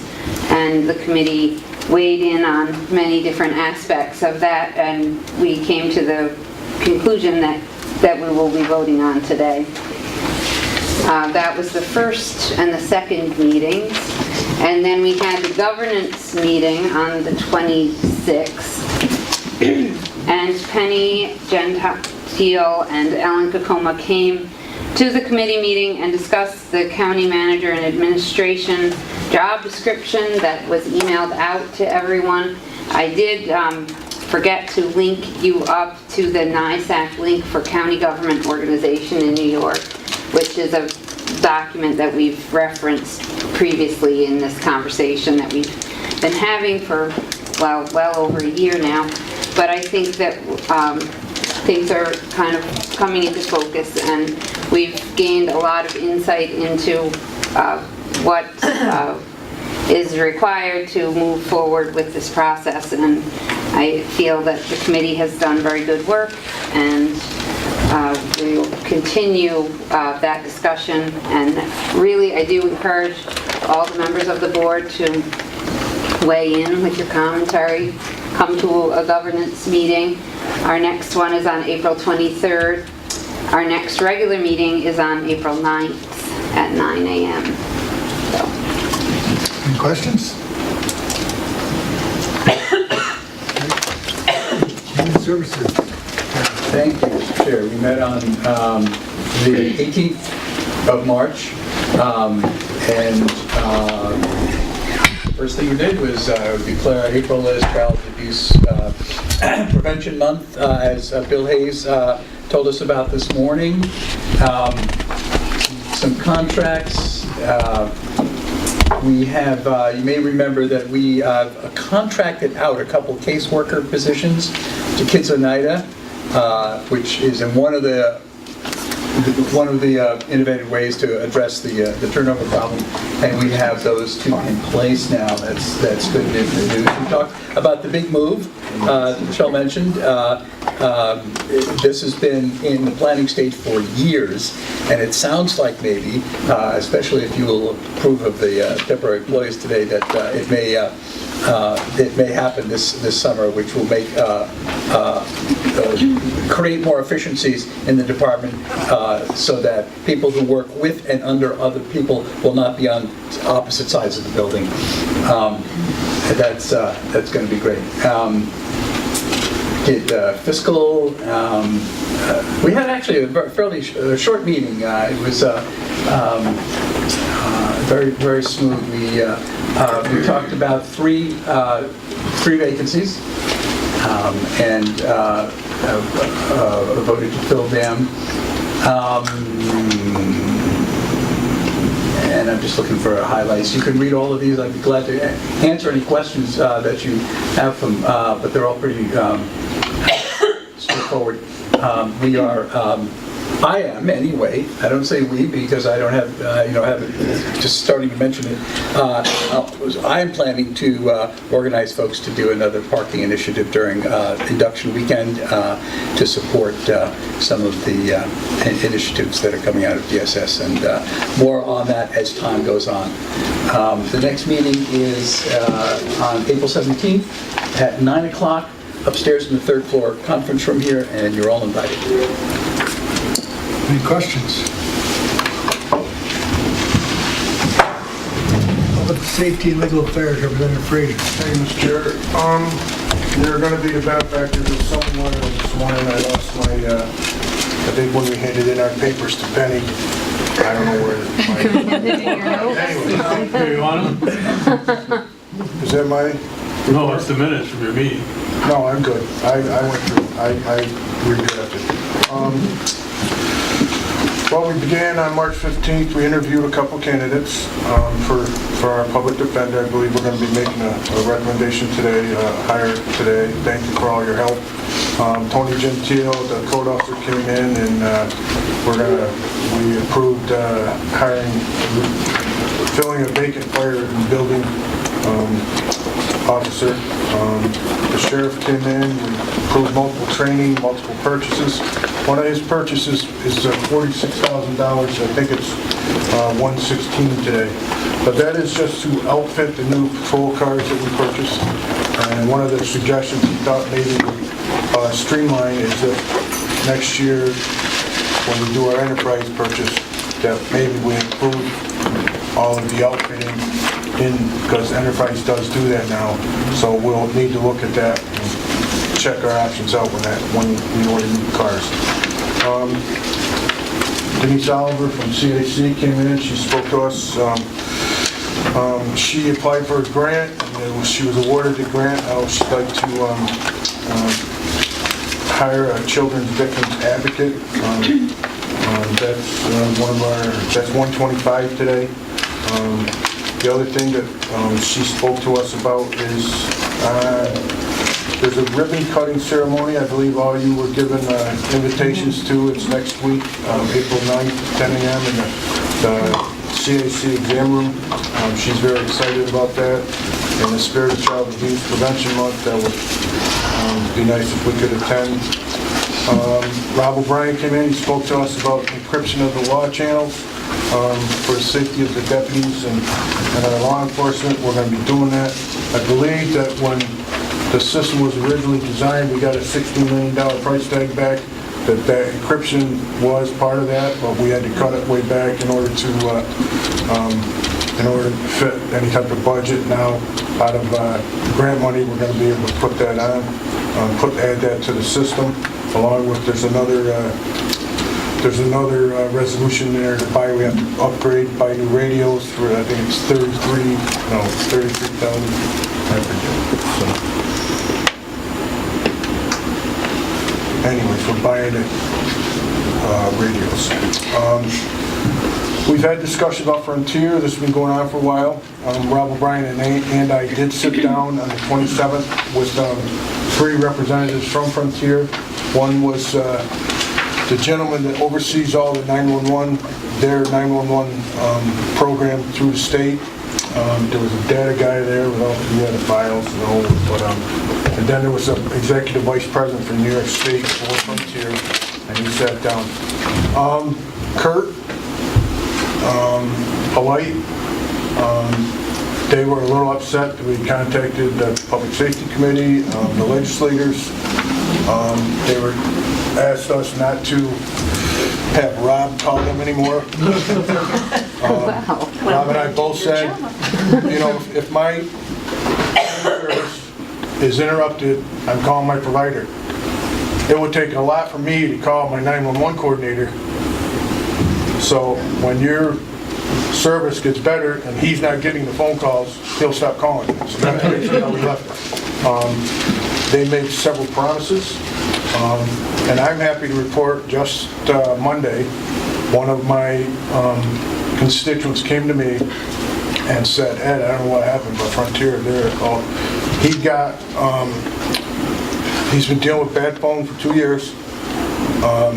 They upgraded the line into his house.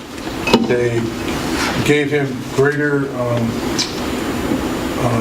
internet access, and they cut his bill by $40 a month. So those are some of the things they said they were going to do.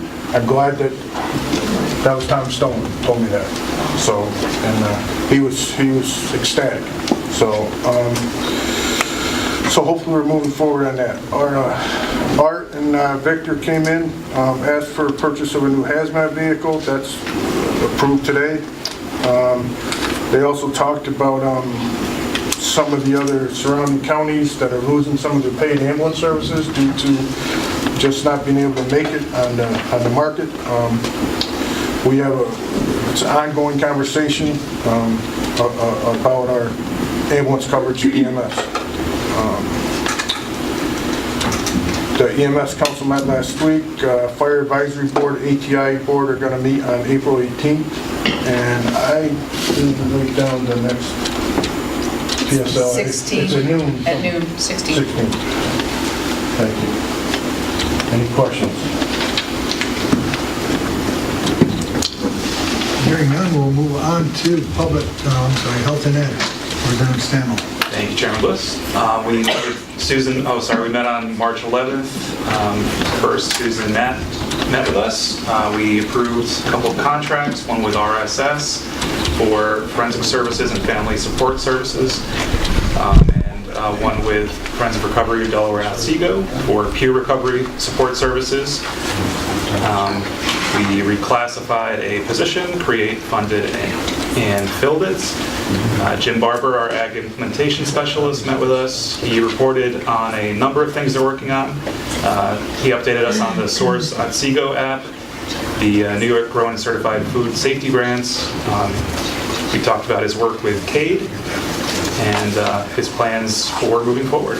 One of the interesting things was working on the possibility of accepting the SNAP EBT benefits, at local food sources, losing the word I'm looking for, farmers markets, those types of places. Penny Seeger presented to us as well. We approved filling the 5 temporary summer youth counselor positions, and that should be in today's agenda. Penny also gave us the dates of a couple of upcoming job fairs. March 14th, Harbor Freights at the Holiday Inn. April 4th, a manufacturing job fair at SUNY Morrisville on the Norwich campus. April 17th, multiple businesses at the Otsego. Those are all open to the public. You can find out more at the cdoworkforce.org website. And she also told us about a supervisor training class on March 29th, April 4th and April 12th as well. Office for the Aging, Tammy requested approval, McDonald requested approval for a number of contracts as well. We received an update on the community needs assessment. That plan will be developed in October, and we talked a bit about what the plan for outreach is. And it sounds like Tammy has pretty ambitious plans to get a robust response to that survey. So I think we'll get some good data from that. Heidi Bond updated us on the Healthier Living Expo that's coming up this weekend. So hopefully folks can get out to that. It's at Foothills. And those were the main issues we talked about. I wanted to save some time today for Sue Matt to talk a bit about whatever she wants to say about the RSS. You've been sitting here patiently, hearing lots of concerns. I'm envious of doing this every month. So I just wanted to give you some information about the RSS housing. The need for recovery housing is longstanding. It goes back to 20 years for our county. We have no housing supports for people who are in recovery. Over the years, models have come out. They don't really fit rural models. There's probably no ideal model that fits a rural community, but 51% of the people who use the services at the Addictions Recovery Clinic are residents of Oneonta, so that's a pretty significant group. The second highest group is 6.5 in Unadilla, so you can see the cluster of people who use the services are based in Oneonta. The development for the RSS housing was really stimulated by the state releasing Empire State Supportive Housing Initiative funds.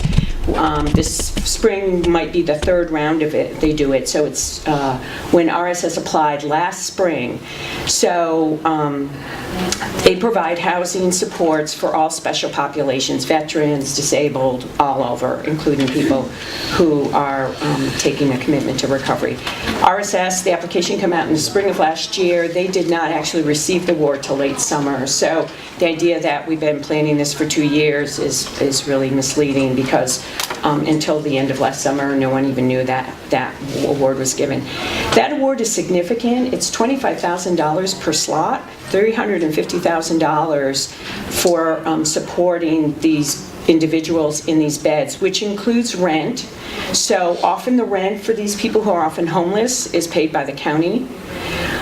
It's often in housing options that we would not like to see, like next to someone who's dealing drugs in a hotel, or in not very supportive arrangements, and the county essentially pays for that housing because of lack of options. So it's permanent housing. People can stay in it as long as they want. It does create, I believe, 2.5 jobs. There will be housing support staff. There will be staff that will have an office in the site there. And they will, the goal is to wrap all of our services around people who have made a commitment to recovery.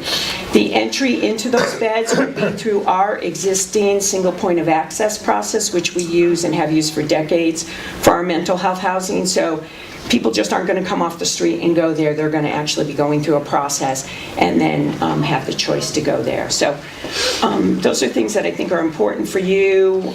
There's been a lot. I also want to speak a little bit about the public engagement, because I think at the 2 planning meetings I attended for the city of Oneonta, RSS did not offer to meet with the residents, and the residents actually chose not to meet with RSS, and that was stated publicly by the RSS attorney at the second meeting, that they were more than happy to meet with them. The residents chose to address their concerns in a public forum. So RSS has not refused to meet with them. My understanding is that they refused to meet with RSS. So I don't know if I have any other questions that you have. This RS, who do they hire to work on this project? Is that local contractors, or do they have their own? Yeah, well, they're not even, they will bid it out, I think, is the way it goes. I mean, I doubt if they're going to be driving people from Albany to here. I assume they're... Well, one of the comments I got from somebody down there, that local contractors could build that for half the price of that $23 million than what whoever's going to do this. So that's. Well, I think all of the funding stuff, and that's where the process is now. The process is in the funding approval. It is a $24 million package. And all of those things have to meet lots of regulations, energy efficiency, within reasonable scope of costs and stuff. So, there's lots of people at the state who are experts in that are saying, gee, this is way out of line, or this is within reason. RSS has a planning team and developers. They have, I think, 1,400 units of housing in, I think, 24 municipalities. So they have a whole team that does this on a regular basis. The other thing that struck me when people were speaking earlier is that I can understand where it feels like it just came out of nowhere, because this site in Oneonta was previously approved for 60 townhouses back in 2006. So it was approved for the development, went through the planning process. There was opposition at that time for development of 60 townhouses in 2006. The developer did not move forward with the development because of the housing crash in 2008. So all of those plans were actually given to RSS. So I think it's the developer who's selling the property to them and said, here, this is what I've done so far. And in some ways, the drawings are very similar and they've been modified. But all of the work that had been done to get that approved by the City of Oneonta's Planning Board had already been done. Well, actually, when did this all start with you and all this, about 6 months ago? Well, I've been talking about housing. It's been a priority in the county plan for 10 years. Yeah, but I mean, especially with this site. I mean, when did this all? So this, I met with Mayor Herzig in early January of 2018 to say, we expect the ESHI grant to come out in the spring, and there are 2 developers interested in Oneonta. And then the 2 developers, you know, they do their own thing. The applications came out. So I knew RSS was applying. I didn't know what the other developer was doing. And then we waited and saw that it was awarded. Well, my biggest thing is, I had a phone call, well, the county's doing this, and I had no idea what was going on. And that kind of bothers me. If we're going to be labeled to do something, I think as a board, we should know what's going on, in my opinion, that's all. I think, I mean, I haven't gone through, but I think I've been keeping H&E informed. It hasn't, the housing need and the development was general, and then it became very specific when they got the award for the 14 slots. So I got some phone calls about too. Just to be clear, the only thing that Susan Matt and Joy Dossel have done is say, we need these services. You wrote letters saying services need to be, you know, we need this, we need a project. Right. We didn't cite the project, you didn't handle the project, right. You didn't roll it out or anything. You did your job by saying, we need this. We need housing for people in recovery. Did you write the grant? No. You just wrote a letter of support saying that Otsego County needs recovery-supported housing. And as long as it's generally in the Oneonta area, that would meet. Yeah, I have no investment in where it is, as long as it's on public transportation. It makes a lot of sense. It's in the Oneonta area. I think the reason why this site is appealing is, one, there is a precedent of approval for 60 townhouses, and we know this population is often discriminated against, so it makes it odd that it would not be approved if and the zoning is there. So I actually believe RSS actually took on the project because they thought this is something that we could maybe actually achieve, because it does become legal battles in many cases. If I could just for clarity, because I'm sort of in the same boat as Keith, not really having a big, wide understanding. But there's sort of 2 projects. The one project is that this RSS entity is going to be doing a build out. And the part where it touches county activity is that we need housing for X number of slots, and I think you said 14. So of this larger development, 14 pieces are going to be county business, county. Well, for people, the county isn't going to be running anything. The county's not going to be running. Right. Okay. RSS, I mean, they'll likely be coming to the county clinic for treatment, which they're probably coming to now. So the county is not. We're not putting service on site, we're not really doing anything. Okay. Just in the larger capacity of my role, I mean, I approve housing for Springbrook and ARC, and that's development of services is what I do. So the general need of Otsego County needs recovery, housing to support recovery is a general statement. The site selection, all of that stuff, I think I've been to 3 meetings, that's it. So, thank you for providing that clarity. Did you say that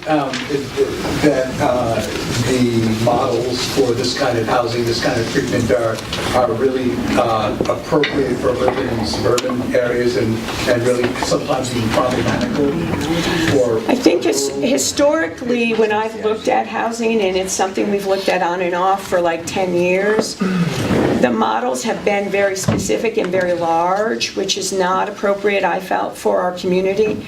Now, all housing has to be integrated housing, so RSS doesn't have a choice. RSS just can't go, anyone can't go and say, I just want to do housing for people in recovery. Because the whole thinking is we need to destigmatize this, and you don't want to point and say that's where the people in recovery live. So integrated housing is the only housing that's really being developed at this point. So the size, all of that, I think are financial formulas. I don't know. I think, they tried to go as close to what had been approved before with the 60 townhouses. And I think there's a lot of financial weaving of funding and stuff that goes into it, way beyond my skill set. Go ahead, Danny. So, I have a question too, because it seems that, given this project was in District 13, I've tried to keep an open line for a long time, but I found several things in RSS's timeline that was submitted on the January 25 letter, and you've been the only one keeping me aware of it, but I wasn't invited to any of the meetings. I was kind of blindsided when they came in September with a fully designed site plan, and then Chase and companies had asked the commission at the time to kind of just to go through everything. So I think the public, not to defend them, unnecessarily, but they felt like their input would just be, with a fully designed site plan and limited funds to say, okay, Chase, and revise your site plan substantially. They may have felt that their input wasn't warranted. What was commendable of RSS was that Phil DeVita did promise to do a sustained outreach plan to the community in his January 5th letter, or 25th letter, and I was just kind of curious if you knew anything about that, and if they do that, if I could be invited moving forward. I'm not hosting the meetings. The only meeting I initiated was the January meeting with the mayor, and then I was on a call introducing Judy Pagman to the RSS team, and then the mayor had a meeting, and Councilman Southern was there. You were not. I was an invitee to that meeting. I wasn't invited either. And I didn't even know what was the point of us, because it was, again, a review of plans. So I was like, why are we all there to review plans? So those are the 3 meetings.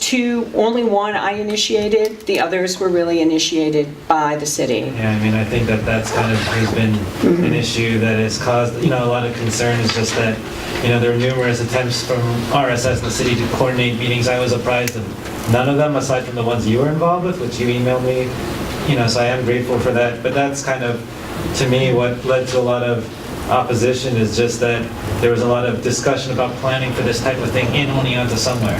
And that needs to be an iterative discussion that the city has openly. Because even if you were to put this in the town, Anyway. if you were to put this in, Ward 1, 7, 8, 4, whatever, it's still going to run into the same thing in this culture of just people doing stuff. So that kind of creates a very difficult position because it's an important land use, and it makes it very hard to kind of say objections over the zoning. You're not sure about how the projects are planned, but I think that we all need to work together to figure out a way to plan for this type of development in a more open format than that was traditionally occurred.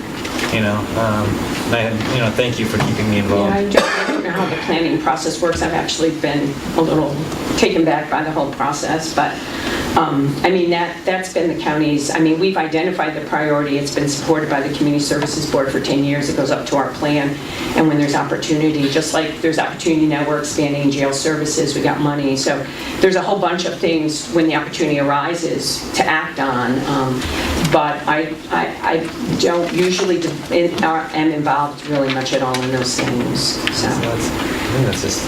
Any other questions? right. You've been on the hot seat enough for one day. That's all right. I'm hoping it's worth it. It's a good cause. Thank you, Sue. And I think the committee appreciates your work on all of these issues, and it's, there's clearly a need in the community, and it's, pursuing these opportunities is in alignment with the county's goals and the goals of our committee. Just trying to figure out how to do it right. Right, thank you. I appreciate that. And any member of the public that has concerns about it is welcome to come to H&E anytime. They're public meetings. Thank you. Solid waste. This is something that needs to be stayed in place. If you remember back 3 or 4 years ago, they had the same problem, and part of our agreement with the extension was that we'd give them money if they put this person in place. So if this is not going to happen, we need to, I would think, look at that funding, because that was part of the agreement that they agreed to. Some of you didn't know that, but that's, and let's see, the rest of it. We discussed the next step in the Climate Smart Community Program, knowing that the CSC coordinator would have to be appoint somebody, and a task force would need to be created. And Karen went to a meeting in Albany regarding the bottle bill extension, noting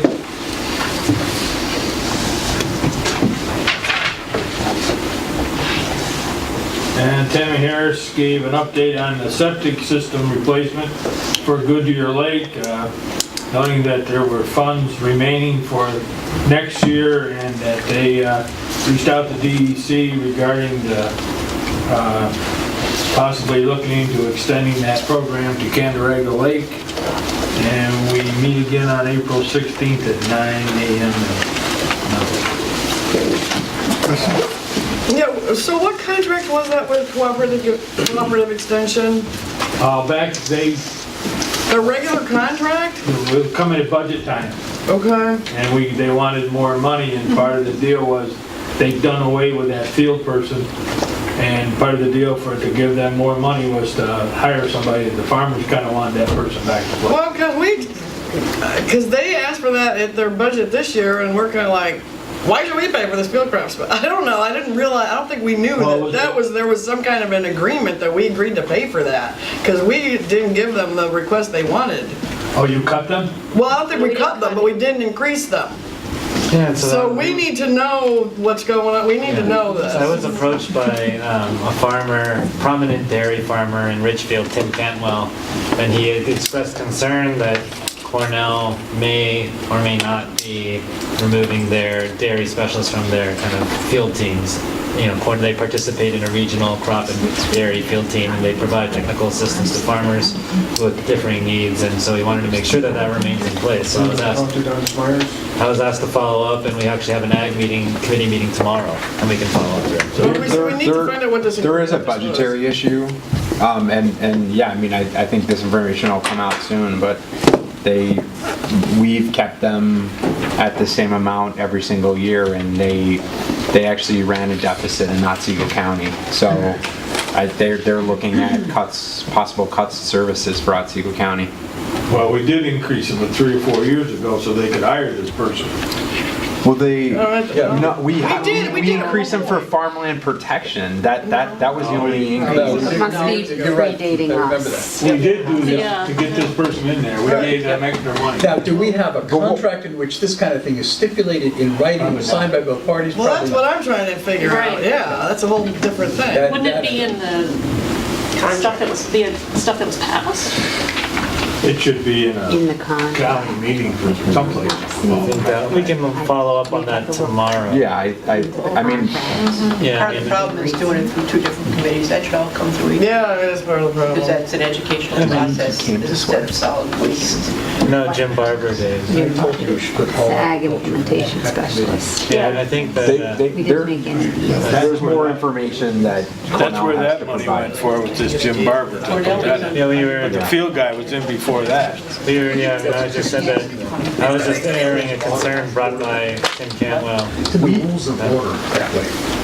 I think we should look at their allocation. I think you know, we're talking about extra money. I mean, compared to when Cornell had their office here before they merged with Schoharie, the county allocation was definitely a lot larger. I think that's certainly. I think they were merged back in when we talked about this before. I think that's. It hasn't been that long. Yeah, they've been merged for a long time. I think discussing an increase is fair, but we need information detailing, you know, all the services that they provide and what their budgetary plans are, much like every other entity that we provide a line item funding for. But I can't believe this person wouldn't just be for Otsego County. They would be dairy farming, whatever dairy do. My understanding, it could be wrong, is that, you know, the cooperative extensions in each county kick in money to have a regional specialist. They do. That's exactly what we're talking So about. I think, you know, if the question is, if you're going to make cuts, do we cut Otsego County's contribution to that technical assistance program? It can always be brought back in, but it should be on us to like support that specialist as much as we can, considering the state that dairy's in right now. Right. I just wanted to mention one thing about, I think just like you did this year with the IDA, I think their contract is asking them to come in quarterly to talk about what they're doing with their funding, that might be a suggestion that you could do with the cooperative extension, because I do recall, and I have to go back and look for it, that position was brought up, and I do think that at least for 1 year it was in the contract. We couldn't say you must hire whomever, but we could say this money should be put towards this process. All right, well, then Health and Ed needs to know about that because we weren't aware of that during the budget process last year, and it would have made a difference. I don't know if that was recently. I get that, but it sounds like it was in place and we were not aware of it, right? No. And so we didn't. I think they should bring it. They should come. Well, he complained a lot about it. He's like, well, I got this field prep specialist guy. What are we going to do about that? But he didn't say, we have an agreement, you agreed to do this. So that's where we need to kind of clarify What that. we got was a copy of the extensions newsletter and a P&L sheet, you know, and I think that if we're going to discuss long-term support of Cornell, we need a little bit more information so that we can best determine how we do this. Well, that's what he should do, is come in and say, I got this field crop guy and I need extra money to keep him on. Well, he did, but he didn't say we had an agreement that we told him we would do that. Because I don't think we do now, at this moment. Right. This was negotiated 4 years ago. How many people they assist. So you think we had an agreement that may have expired? I think at one point you did, because you know, you fund them year to year. Right. So in 1 year, I think you had it, and then I'm not sure you had it going forward from there. But I remember that the other issue that occurred was then, I believe, that the position was vacant. And some people were upset about that and said, we gave you this money to fund this position. The only reason that comes to mind is at one point, Cooperative Extension came and kind of wanted us to kind of hire the person. And so we said, well, no, we're not going to take this person on as an employee, so we're not going to direct you to hire anybody at any salary, but here's the money to do it. You create the position and hire them. So I can go back and look and see where. Well, yeah, it'd be helpful if somebody could research this and send it to Health and Ed so we can talk about it next week and just go over it. Yeah, But, I mean, It wasn't fully funded, but Don Smyers was there. He's well aware of the intention of that funding. And if he's choosing to take it out, to me, he may be jeopardizing their funding, because that's the reason that was increased. Right. yeah, okay, well, we need some, yeah, okay, all right. Admin, Representative Kennedy. Did I give you the date for next meeting? Yes. So, thank you, Chairman Bliss. I will try and stay within your 3-minute request. We did have Jim Miles, Ken Meifert, and Cassandra Harrington from Destination Marketing. They presented their contract for review. We've had an additional presentation for the full board this morning. So hopefully we will be approving that, well, we'll be revisiting that at the administration meeting on the 19th. And as the IGA did already approve it, my recommendation would be for administration to approve as well. We ran through pretty much all of the major resolutions that are in the consent agenda this morning, or this afternoon. I do want to just, before I forget, on Resolution 121, we just want to check the members of the Public Works Committee. It looks like, we'll oh, you change already that. did? Okay, all right. Sorry So, about that. no worries, I just didn't want to forget to say it. We approved for Carol McGovern to attend the New York State Association of Clerks meeting in Schuyler County. And we were apprised that the administrative aid position will hopefully be filled shortly, within the month of April. The treasurer will also be attending the NISAC Finance School in Syracuse in May. We went over the planning department's agenda as it had been presented at IGA. You revisited in administration. Also the sheriff's purchases. The highway department presented their sand and gravel bids, which we approved, and I just would like to take this opportunity to remind all the representatives that those county sand and gravel bids are also available to all of the towns, so that they can piggyback on those prices that were provided to the county for those components. We got to a resolution with the IT and real property departments. We've been discussing this several times through these meetings, but we did approve to move the principal account clerk typist position into IT for the period where the person will learn the tax bill preparation and then eventually move it to the treasurer's department. And there is a funding transfer that also accompanied that decision, which is in the consent agenda. We approved the building services temporary employees, as Gary referenced earlier, and the Child Advocacy Center grant was approved as well. The community events grants were also approved, and they are in consent agenda, but I do think that they've been pulled just so people can move themselves away from something that might be a perceived conflict of interest. I think that is pretty much what we did. Our next meeting is on the 19th of April, Friday, Good Friday at 9 a.m. Any questions? Good job. Yes. I just wanted to mention one thing as far as process. So with destination marketing is a good example. It's so great, they're ahead of time and whatever, but we really don't do resolutions for contracts for the next year until the budget passes. Oh, okay. So you could have them come in and say, this is great, we're going to put it in the budget, and once it's passed, we will have a resolution. Oh, okay, that is a process. Yeah. It just, otherwise it becomes not aware of that. Confusing, and people think they've gotten approval when what happens if you have to cut the budget and they can't get as much as they wanted. It creates confusion. So it will set us up to put X number of dollars into the budget with that regard, but it's not set in Right, stone. and so then once the budget is passed, you just have to remember someone on your committee or the department head to then get in touch with my office and say, we need approval of the contract, because putting it in the budget by itself is not sufficient. Then we have to go ahead and actually have the board approve the expenditure if it's over $20,000. Yeah, it is.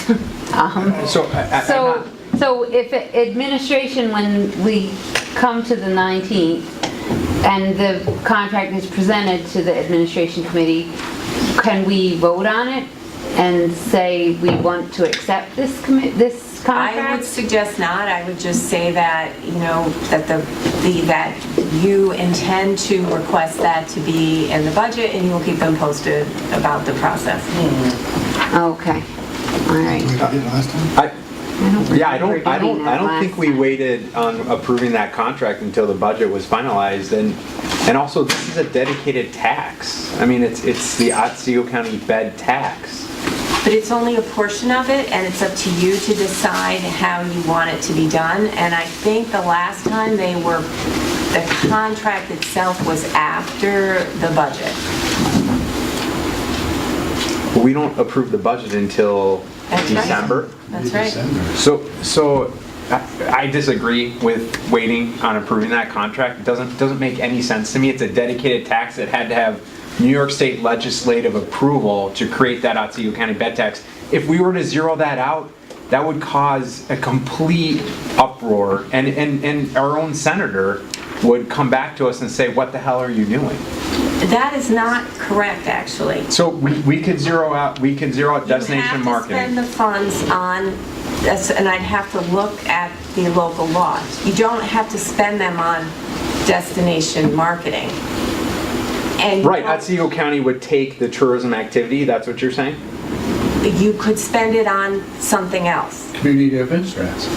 Yeah, or whatever. But it is not a dedicated funding stream to destination. And that's not what I said. I'm not implying that at all. All I'm saying is that the reason the Otsego County bed tax was approved by New York State, right? We had to have legislative authority by New York State. Yes. Wasn't part of that understanding that those bed tax dollars would be reinvested in tourism activities or promotion. I think it was $250,000 is in the resolution. In the original resolution. I think it's $250,000. Because that's what we used to set up the old board. Way more than that. Yeah, it's like 400, 450. I guess they're having to make budgetary decisions, and they're at the. So this goes back to the original discussion that was had a couple of years ago about a 5-year contract. If they're going to be held up in our process, then we should look at a 5-year contract so they don't have to come back every 3 years and have to. I mean, they have the biggest year that they're looking at next year, and they'll have to wait till December for budgetary decisions for their own organization. Andrew, every contractor with the county has to wait. Every contractor with the county knows. But not every contract is tied to a tax source. Excuse me. Every contractor knows that it's subject to appropriation. The years when we had to lay off people, there were cuts to other things as well, because those years, the tax revenues were not what was hoped for. So So maybe we could pass a resolution that approves the contract subject to budget appropriation. If someone wants to keep track of that, I mean, that's the other problem. Usually we do these things in connection with the budget.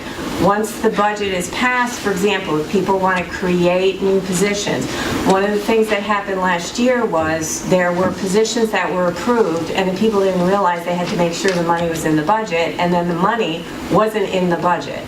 So because we don't have a lot of people to work on this stuff and keep track of it day to day, that is how we've always done it. And that is one of the frustrating things for a lot of vendors dealing with the county, is that you have to wait till the budget passes, and then under the board rules, any contract $20,000 or over has to be approved by the board. And you have to put down in there where the funding is. So the funding for this contract is going to be in the 2020 budget that you haven't passed yet. Your rules require that it states in there where the funds are coming from. At that point, you don't have any funds. I tell people, that's the way the county is. Well, I'm just really curious about how we got away with this last time we did the contract, because these people, when we met with them last fall, they said, we want to do this contract and have a commitment with this contract as soon as possible, because we exist pretty much for this contract, for you, and we have some staffing changes we want to put in place, and so I'm just curious how we got around this last time, or if we did. I will look into it, because I thought it was already budgeted. But it may not have been. I was just going to say, I'm going to look through all the resolutions. I'm fairly confident we passed the resolution for this contract before the budget was finalized. I don't think the actual contract was finalized until the budget Right. Does that make sense? You know, so I think it did move through the And I don't board. think we would have signed the contract though until, you know, I can look back on that. The only thing I can say is if that's what happened before, that was not the way it should have been. Okay. So, you know, sorry about that. And I will look into that and see what went wrong with that. Yeah, no, I'm not sure. It was a different discussion last time. So. Yeah. And it might be, you know, after the election, maybe a whole different board, maybe they don't. Well, I think that's one of their comments. Keith was just saying, I mean, you know, after the election in November, you know, it doesn't matter, we're still all sitting here. Right, we would still be the ones. Yeah. The budget would have passed by. Must have been under 400,000. Maybe we pass a resolution. Like I said, Well, somebody ought to get a hold of them, tell them not to come to the meeting. Not that we wasting any more time going through that. Well, Meg's on their board, so. Well, I just want to say, I mean, if you notice, when we don't pass approvals of any contracts for the next year until the budget passes. So we usually do a big slew, you know, mid-December, and then another big slew in January. And that's why. And all the vendors would love it if we told them in March that, of course, I mean, that only makes sense. I'm sympathetic to them, Right. you know? But if you're going to pass something like that, then your own rules say you have to have the funding source and you're not going to have it. If Until the that's what you budget. want to do, that's fine, but somebody's got to keep track of it, that's all. Do you still have to do that if you want to extend that contract? Because a lot of times we can extend a contract up to a certain amount of time. They're getting. Right.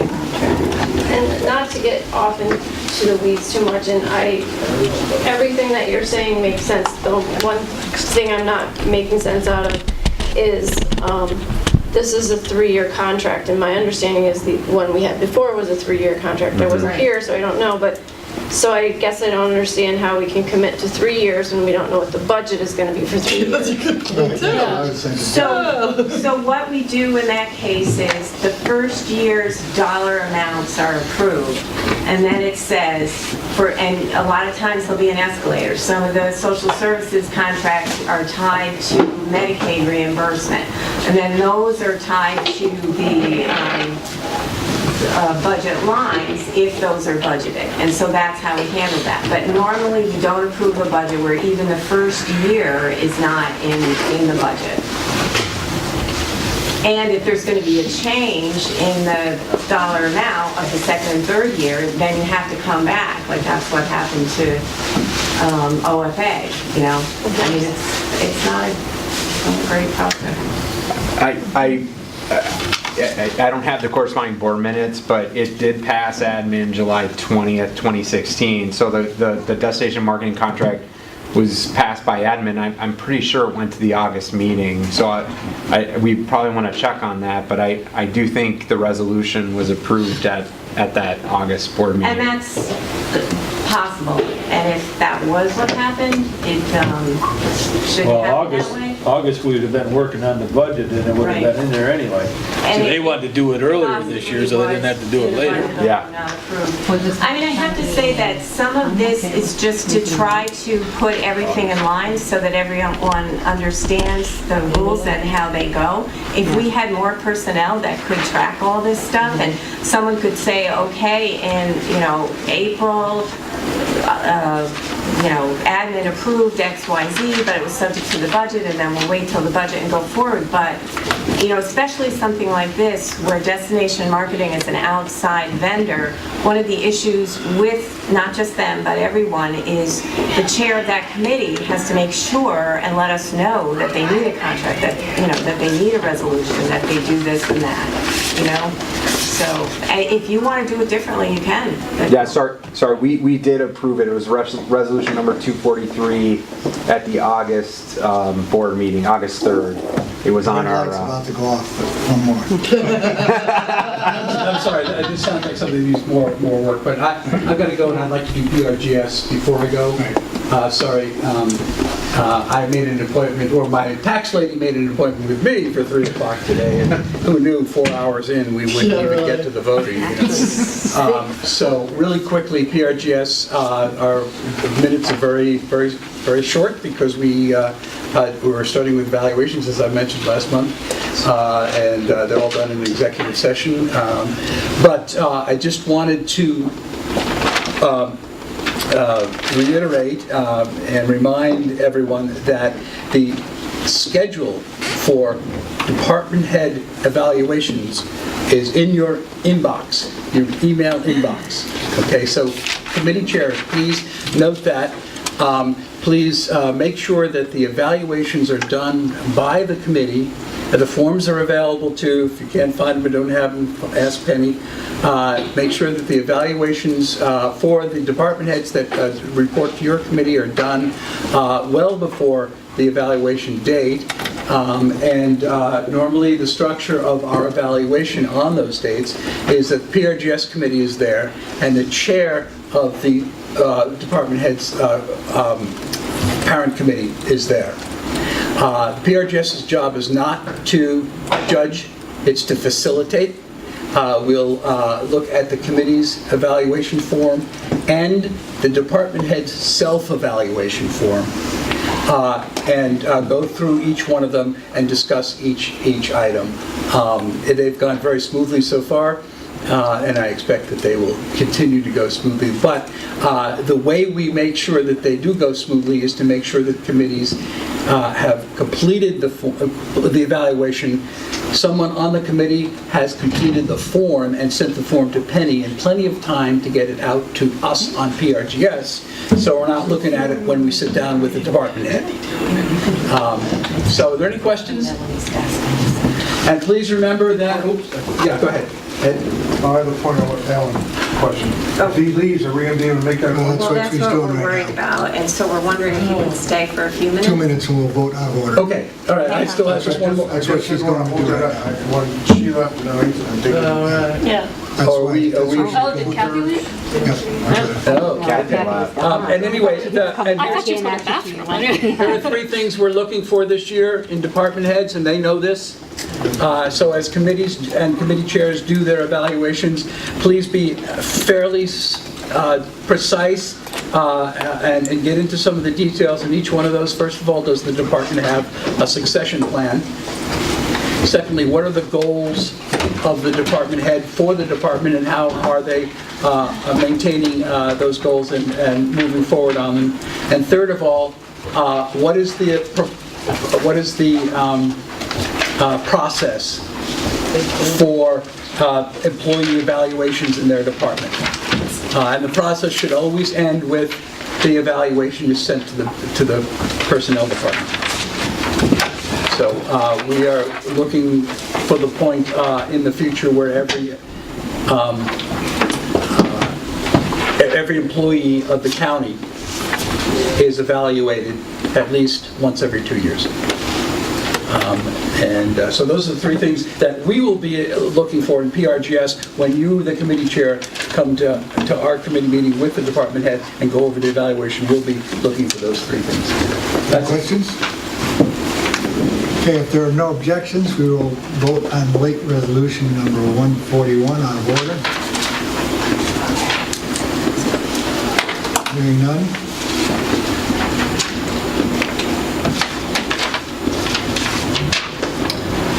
Resolution number A will now be 141, appointing public defender and funding a position. Fraser, Wilbur, Stammel, Farwell, Overecker. Second. Any discussion? Roll call vote. Fraser? Aye. Farwell? Aye. Clark? Stammel? Aye. Kennedy? Aye. Overecker? Bliss? Aye. Marietta? Yes. McCarty? Aye. Wilbur? Koenig? Aye.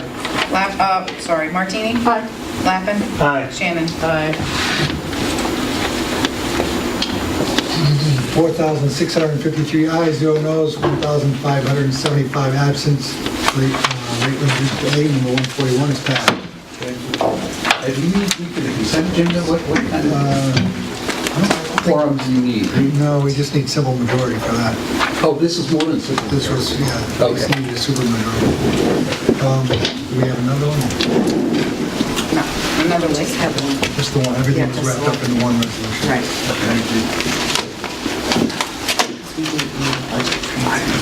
Great, thank you, Dave. Okay, now we'll go back to committee meeting, negotiations, do you have anything? Technology and strategic planning, Representative Marietta. Make the same mistake. Andrew. Oh, yeah. Sorry. Technology and strategic planning? Yeah, sorry. We continued with Health and Education Committee work plan and met with Tammy and Heidi and got the feedback for Office of Aging and for Public Health. And we met with Susan, Matt, and we're just trying to finalize that one. We have one more meeting on May 2nd. And I'm working on lining up the coroners, and Don from Cornell Cooperative Extension, and I think we are going to try to see if Penny Seeger can come as well. Those are the last three elements of Health and Ed, and then we'll be done with that committee work plan. And we actually